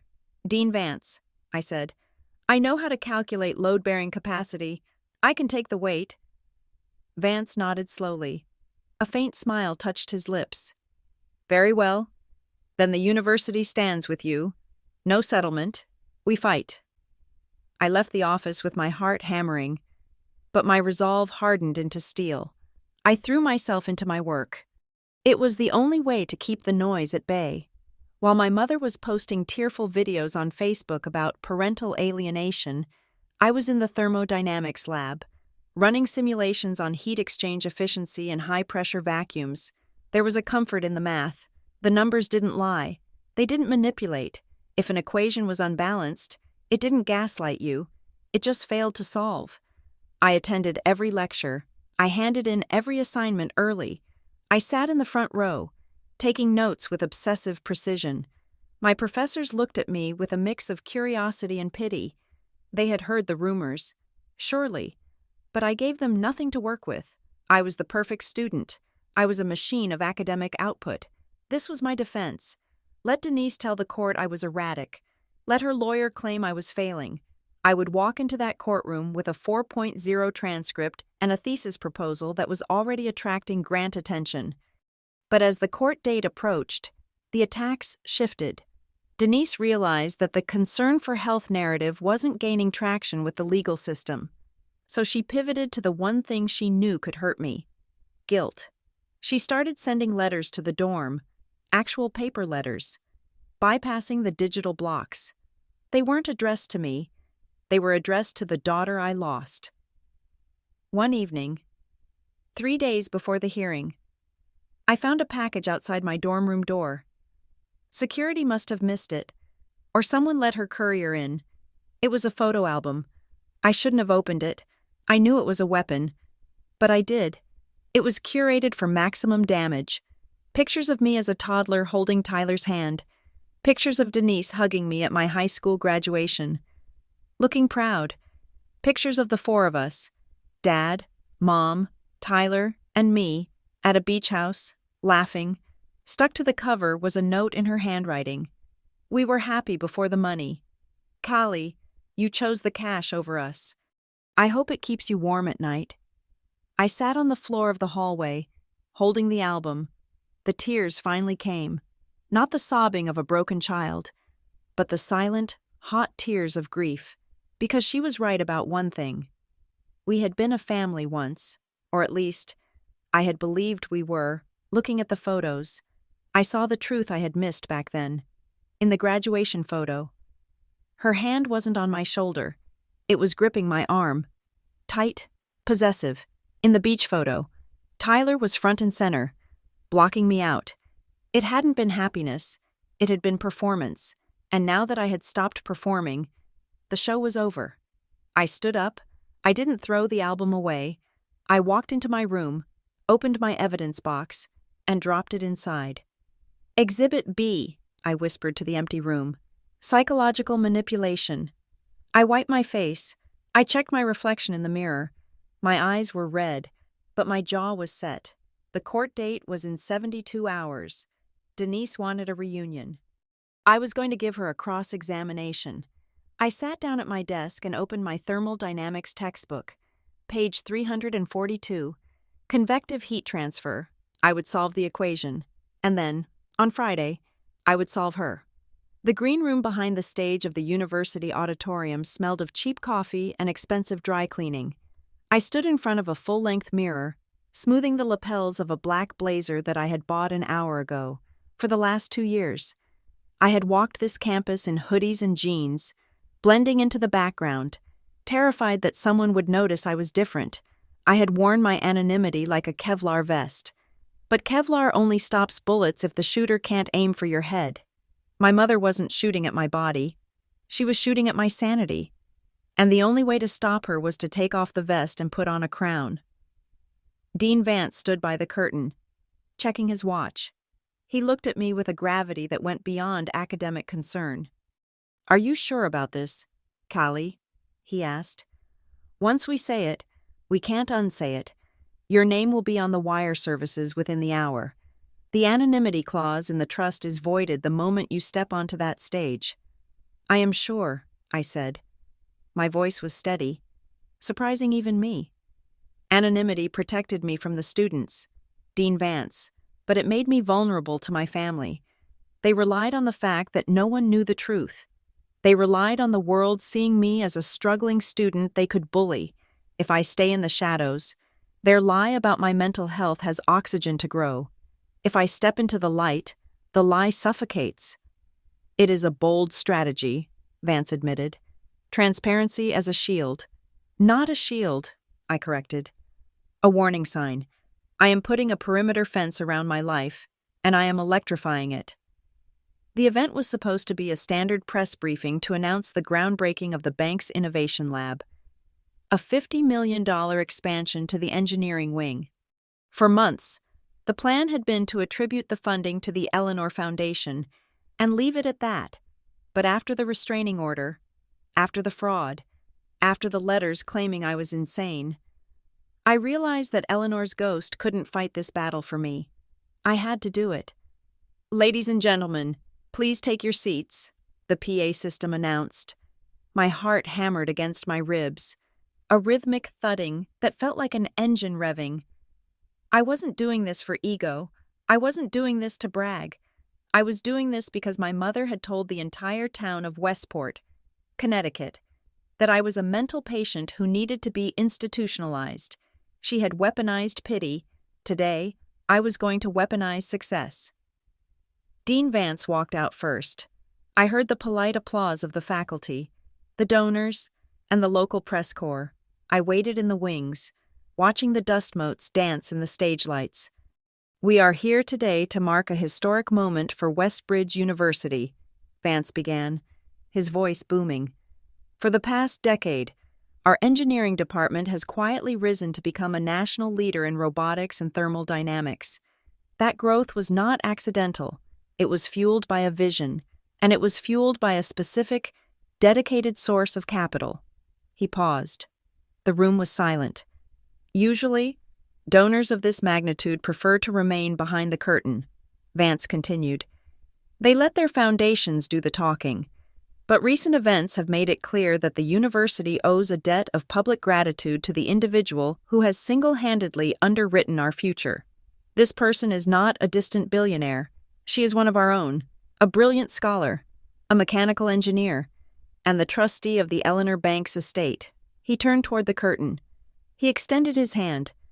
"Ladies and gentlemen, please welcome the university's biggest individual donor in the last decade, Ms. Callie Banks." I stepped out. The applause was hesitant at first. Confusion rippled through the crowd. They saw a 23-year-old girl in a blazer. They saw the student who sat in the front row of heat transfer. They saw the girl who ate sandwiches on the bench outside the library. Then, the realization hit. The applause swelled, turning into a roar. Flashbulbs popped, blinding white explosions that burned spots into my vision. I walked to the podium. I didn't smile. I didn't wave. I stood there, gripping the edges of the lectern, and looked directly into the camera lens at the back of the room. I knew that feed was being live-streamed. I knew, with mathematical certainty, that someone in my hometown would see it. "Thank you," I said. My voice was amplified, filling the cavernous space. My grandmother, Eleanor Banks, believed that engineering is the art of solving impossible problems. She left me the resources to ensure that the next generation of problem solvers has the tools they need. This lab is not just a building, it is a promise, and as the trustee, I intend to keep that promise. I kept it brief. I kept it professional. I didn't mention my mother. I didn't mention the fraud. I didn't have to. The mere fact of me standing there, lucid, powerful, and in control of a multi-million-dollar fortune, was a nuclear strike against Denise's narrative. How could I be a mentally unstable girl in need of emergency guardianship if I was simultaneously the financial pillar of a major research university? I walked off stage to a standing ovation. I went back to the green room, sat down, and took out my phone. It took exactly 14 minutes for the shockwave to hit Connecticut. The first text wasn't from my family. It was from Mrs. Gable, the head of the church choir back home, a woman my mother tried desperately to impress. Mrs. Gable. "Kaylee, I just saw you on the news feed. Oh my goodness. Your mother told us you were in a treatment facility for issues. But you are the donor? I am so confused. Is Denise okay? She seems to have been very mistaken." I didn't reply. I just screenshotted it. Then came a text from my cousin Jessica, the one who had urged me to get help. Jessica. "Holy cow, Kali. Is that real? Did you really give them millions? Mom says Denise told everyone you were broke and having a breakdown. People are talking, like really talking. You need to say something." I watched the notifications roll in. It was a digital avalanche. My mother's social circle was tight, judgmental, and vicious. For weeks, Denise had been playing the martyr, collecting casseroles and sympathy because her poor daughter lost her mind. Now, everyone who had given her pity felt duped. They realized she wasn't a grieving mother. She was a liar who didn't know her own daughter's life.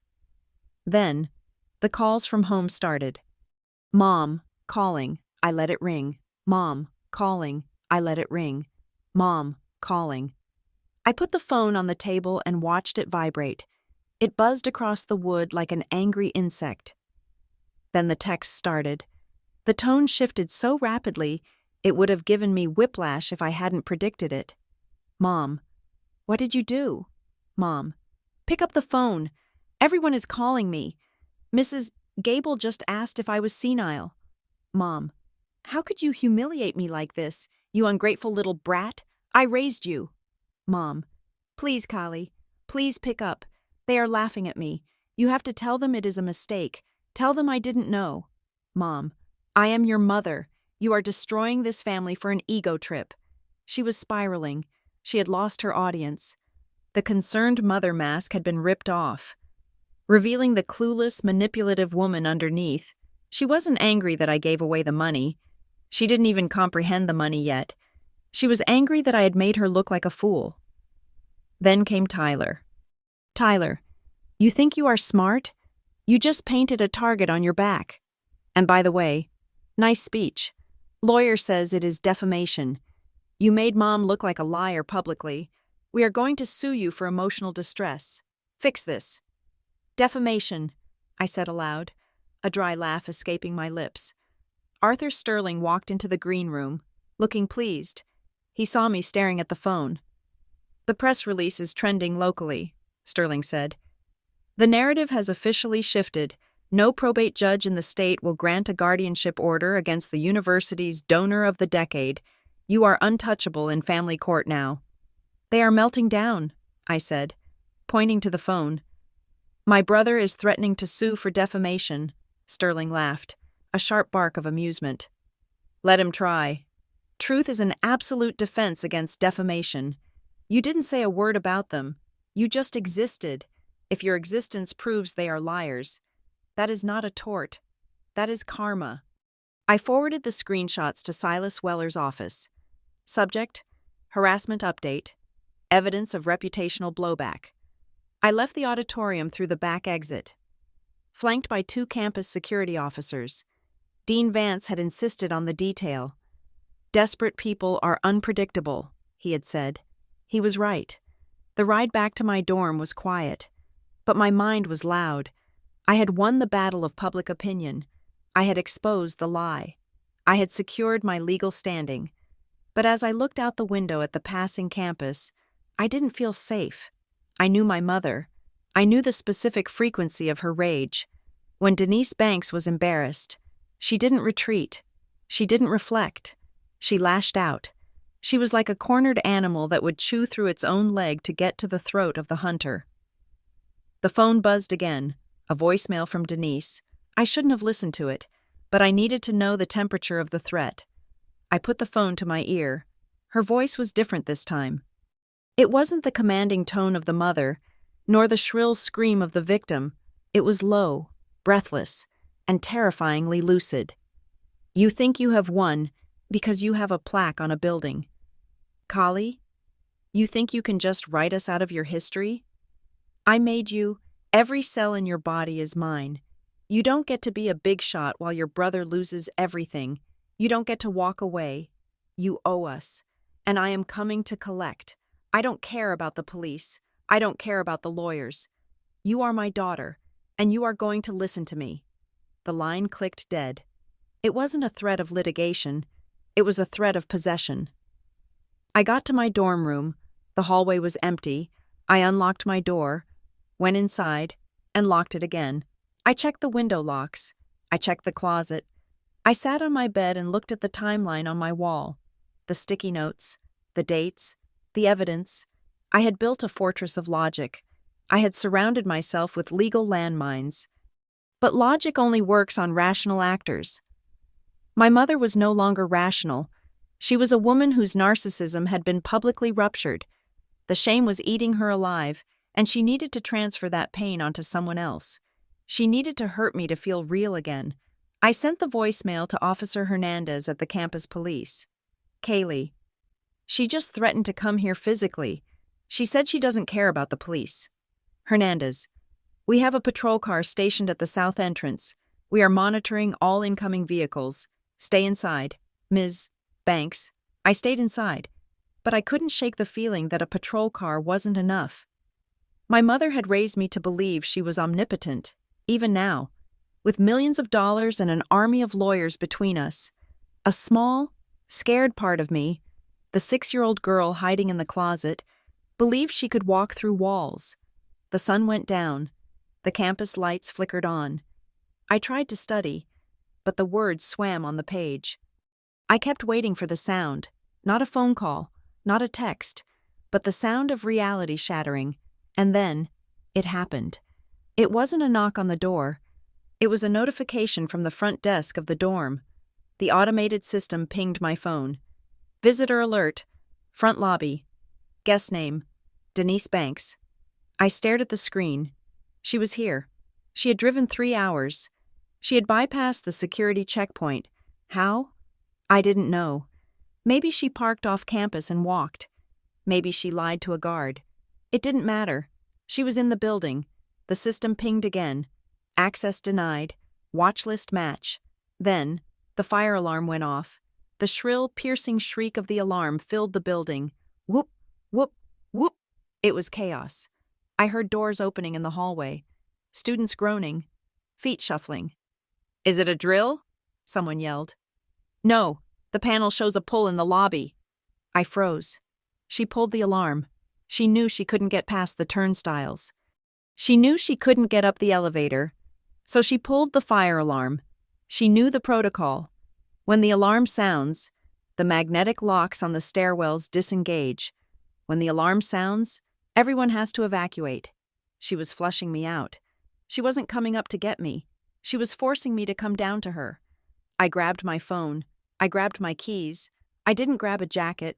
I dialed the campus police direct line. "This is Kaylee Banks," I said, shouting over the siren. "My mother is in the lobby of North Hall. She pulled the fire alarm. She is trying to force an evacuation to get to me." "We are en route," the dispatcher said. her voice tight.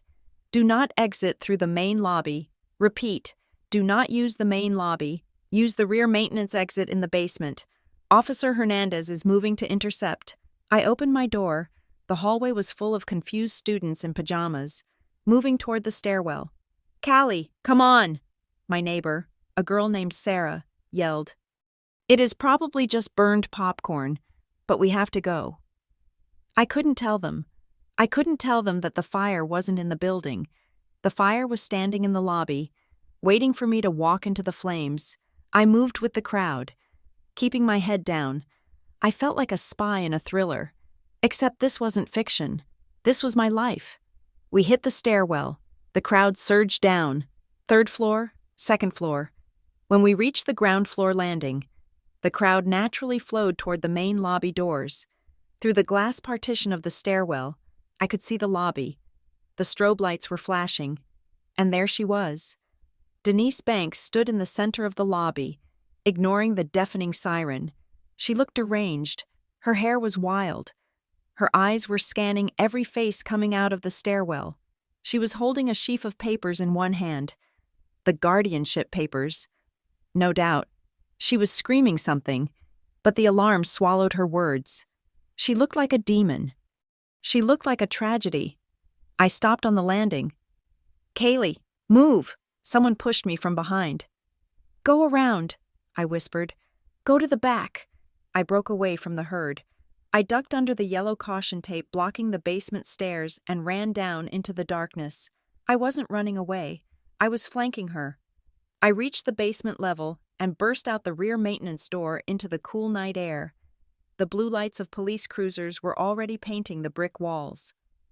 I ran around the side of the building, keeping to the shadows. I needed to see this. I needed to witness the end. I reached the corner just as Officer Hernandez's cruiser screeched to a halt at the front curb. 2 other cars swarmed in behind him. My mother was still in the lobby, visible through the glass walls, hunting for her daughter among the evacuating students. She didn't see the police coming. She didn't see the trap closing. She had played her final card. She had turned a private dispute into a public emergency. She had crossed the line from concerned parent to active threat, and as the officers drew their tasers and moved toward the doors, I realized that Part 10 wasn't going to be a conversation. It was going to be an arrest. I stood in the darkness, watching the flashing lights illuminate the scene, and waited for the hammer to fall. The aftermath of the fire alarm incident was a chaotic blur, but my mother, possessing the slippery survival instinct of a cornered fox, had managed to vanish into the crowd of evacuating students before Officer Hernandez could put handcuffs on her. She had evaded capture for one night, but I knew she would not run far. She couldn't run. The deadline for the bridge loan was today at noon. She was not a fugitive fleeing justice. She was a desperate debtor fleeing ruin, and she had one final, suicidal play to make. She didn't come back to the dorms. She didn't come to the engineering lab. At 9 o'clock the next morning, as I sat in the dean's suite reviewing the legal affidavits with Arthur Sterling, the elevator doors in the main lobby chimed. We watched it happen on the security monitor mounted on Marianne Holt's wall. It was like watching a car crash in slow motion. Denise Banks marched through the glass doors of the administration building. She wasn't wearing the worried mother cardigan anymore. She was wearing her Sunday church suit, a severe navy blue ensemble that she clearly thought conveyed authority. She bypassed the reception desk, ignoring the calls of the student worker. She walked straight toward the elevators that led to the executive suite. "She is violating the no trespass order," Sterling said, reaching for the phone. "I am calling Hernandez." "Wait," I said. I watched her hand on the screen. She was clutching a thick manila envelope. "Let her come up. She thinks she has a winning hand. Let her play it." "She is dangerous, Kaylee," Marianne warned. "She is finished," I replied. "Let the cameras roll." 2 minutes later, the heavy oak doors of the dean's suite flew open. Denise stood there, chest heaving, hair slightly disheveled, despite the severe suit. She looked wild-eyed, manic, vibrating with an energy that terrified me even as I sat behind the safety of the dean's massive desk. Security officers were already moving in behind her, but she slammed the envelope down on Marianne's desk with a sound like a gunshot. "I am done playing games with you people," Denise screamed. Her voice cracked, raw from days of shouting. "I am done with the lawyers. I am done with the lies." "Mrs. Banks," Marianne said, her voice freezing cold. "You are trespassing. The police are on their way." "Let them come," Denise yelled. "I have the papers. I have the authorization." She ripped the envelope open and scattered documents across the polished wood. They weren't the old medical forms. These were new. They looked like bank transfer authorizations. They looked like withdrawal slips from the Eleanor Foundation. "I want to see the chief financial officer," Denise demanded, pointing a shaking finger at the closed door of the finance wing. "My daughter is incapacitated. I have the emergency guardianship. I am authorizing the immediate liquidation of her trust assets to cover family liabilities. You cannot stop me. It is my right." I stood up slowly from the chair in the corner. Denise froze. She saw me. "Kaylee," she breathed. Her face twisted, not into love, but into a rictus of fury. You tell them right now that I am in charge. Tell them to sign the check. Or so help me God, I will ruin you." "I can't do that." "Mom," I said. "Do not call me Mom," she shrieked. "You are a thief. You stole my life. You stole my money." She grabbed one of the papers from the desk and shoved it toward Marianne. "Look at it," she commanded. "It is signed. It is notarized. It grants me full access to the funds. Process it." Marianne didn't flinch. She picked up the document. She adjusted her glasses. She looked at it for exactly 3 seconds. "Mrs. Banks," Marianne said, her voice deceptively light. "This document authorizes the transfer of $200,000 from the Eleanor Foundation to Bright Forge Ventures." "Yes," Denise panted. "It is for administrative costs. Just sign it." "There is a problem," Marianne said. She turned the paper around so the security cameras in the ceiling could see it clearly. "You have signed Kaylee's name at the bottom." "I have power of attorney," Denise shouted. "No," Marianne corrected. "You have a rejected petition for guardianship, but that is not the problem. The problem is that you also signed the notary acknowledgement." The room went silent. I looked closer. It was true. In her haste, in her blind panic to get the paperwork ready before the loan deadline, Denise had forged my signature as the grantor, and then, in a moment of catastrophic stupidity, she had signed her own name on the line reserved for the notary public. She had notarized her own forgery. Denise stammered, looking at the paper. The blood drained from her face. "You just handed me evidence of bank fraud," Marianne said. "And since you are demanding a wire transfer across state lines, you have just committed attempted federal wire fraud in front of 4 witnesses and 3 high-definition security cameras." "It is a mistake," Denise cried. Grabbing for the paper, "I grabbed the wrong pile. I meant to bring the other one." Marianne pulled the document back, out of reach. "There is no other one." "Is there?" I asked, stepping forward. Denise looked at me. The fight seemed to evaporate from her body, replaced by a terrifying, hollow desperation. "I just need the rights. Kaylee," she whispered, and the confession was picked up by every microphone in the room. "I just need the power. If I have the power, you have to come home. If I have the money, Tyler doesn't go to jail. Don't you see? I had to do it. I had to make you sick so I could make us well. I had to make you sick so I could make us well." The sentence hung in the air. Hideous and perfect. She had admitted it. She wasn't protecting me from a breakdown. She was manufacturing one to harvest my assets. "That is enough," Arthur Sterling said. The elevator doors opened. Officer Hernandez and 2 state troopers stepped out. "Denise Banks," Hernandez said, his hand resting on his belt. "Place your hands behind your back." Denise didn't fight. She slumped. She looked at the handcuffs as they clicked around her wrists. Cold. Silver. Final. She looked at me one last time as they led her away. There was no hate in her eyes anymore. Just the confused, vacant look of a person who had tried to bend reality to her will and snapped herself in half instead. The hearing took place 10 days later.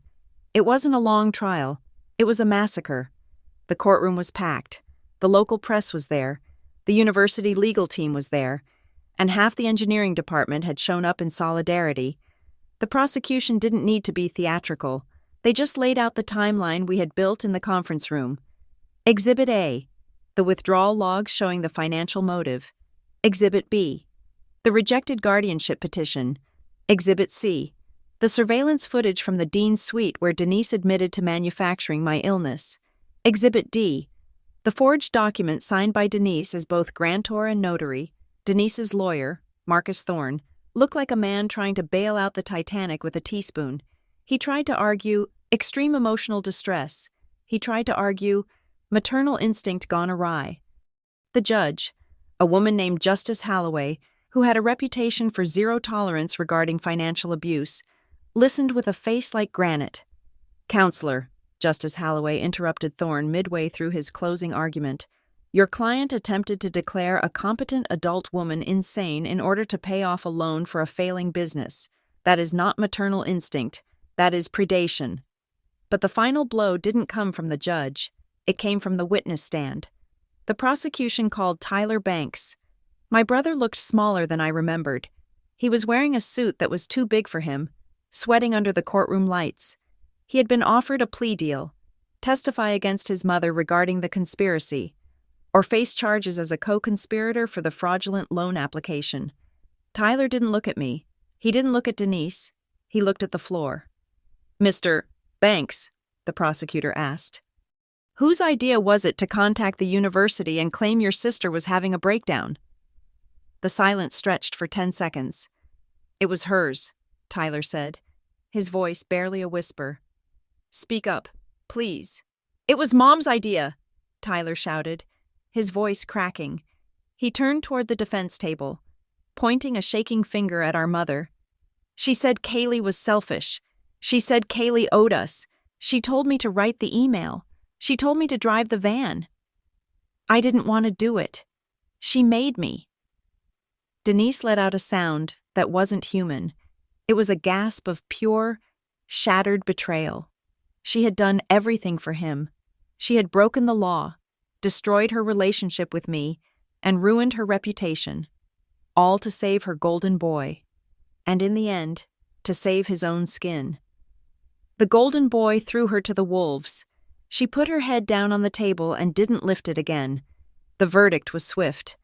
Denise Banks was found guilty of identity theft, attempted grand larceny, and forgery. She was sentenced to 4 years in state prison, followed by 5 years of probation.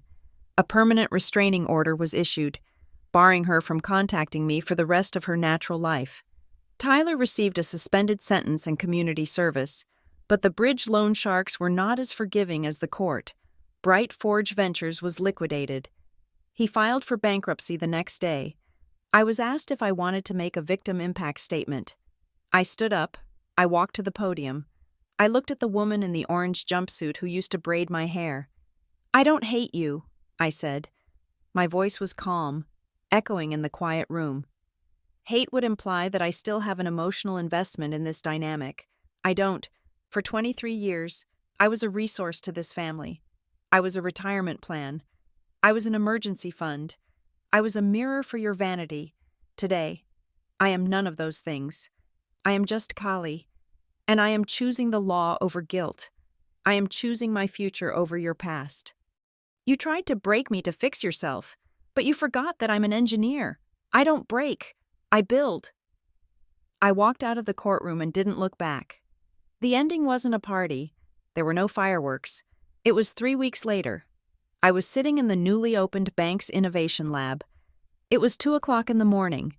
The campus was asleep, but the lab was alive with the hum of servers and the white noise of the ventilation system. I was prepping for my thesis defense. The subject was structural integrity in high-stress environments. My phone sat on the desk next to me. It was silent. No frantic texts, no guilt-tripping voicemails, no threats. I picked it up and looked at the blocked list. It was long, but my inbox was empty. I looked out the floor-to-ceiling windows at the campus lights twinkling in the dark. For the first time in my life, the silence didn't feel lonely, it felt structural. It felt like the quiet of a building that has finally been stripped of the rotting wood and reinforced with steel. I wasn't just free, I was stable. I turned back to my monitor, typed the final command for the simulation, and pressed enter. The system processed the data. Status: optimal. I smiled, closed the laptop, and walked out into the cool, clean air of my own life. Thank you so much for listening to my story. I would love to know where you are tuning in from. So please drop a comment below and let's chat. If you enjoyed seeing justice served, please make sure to subscribe to the Emma Revenge Stories channel. Like this video, and smash that hype button to help this story reach even more people.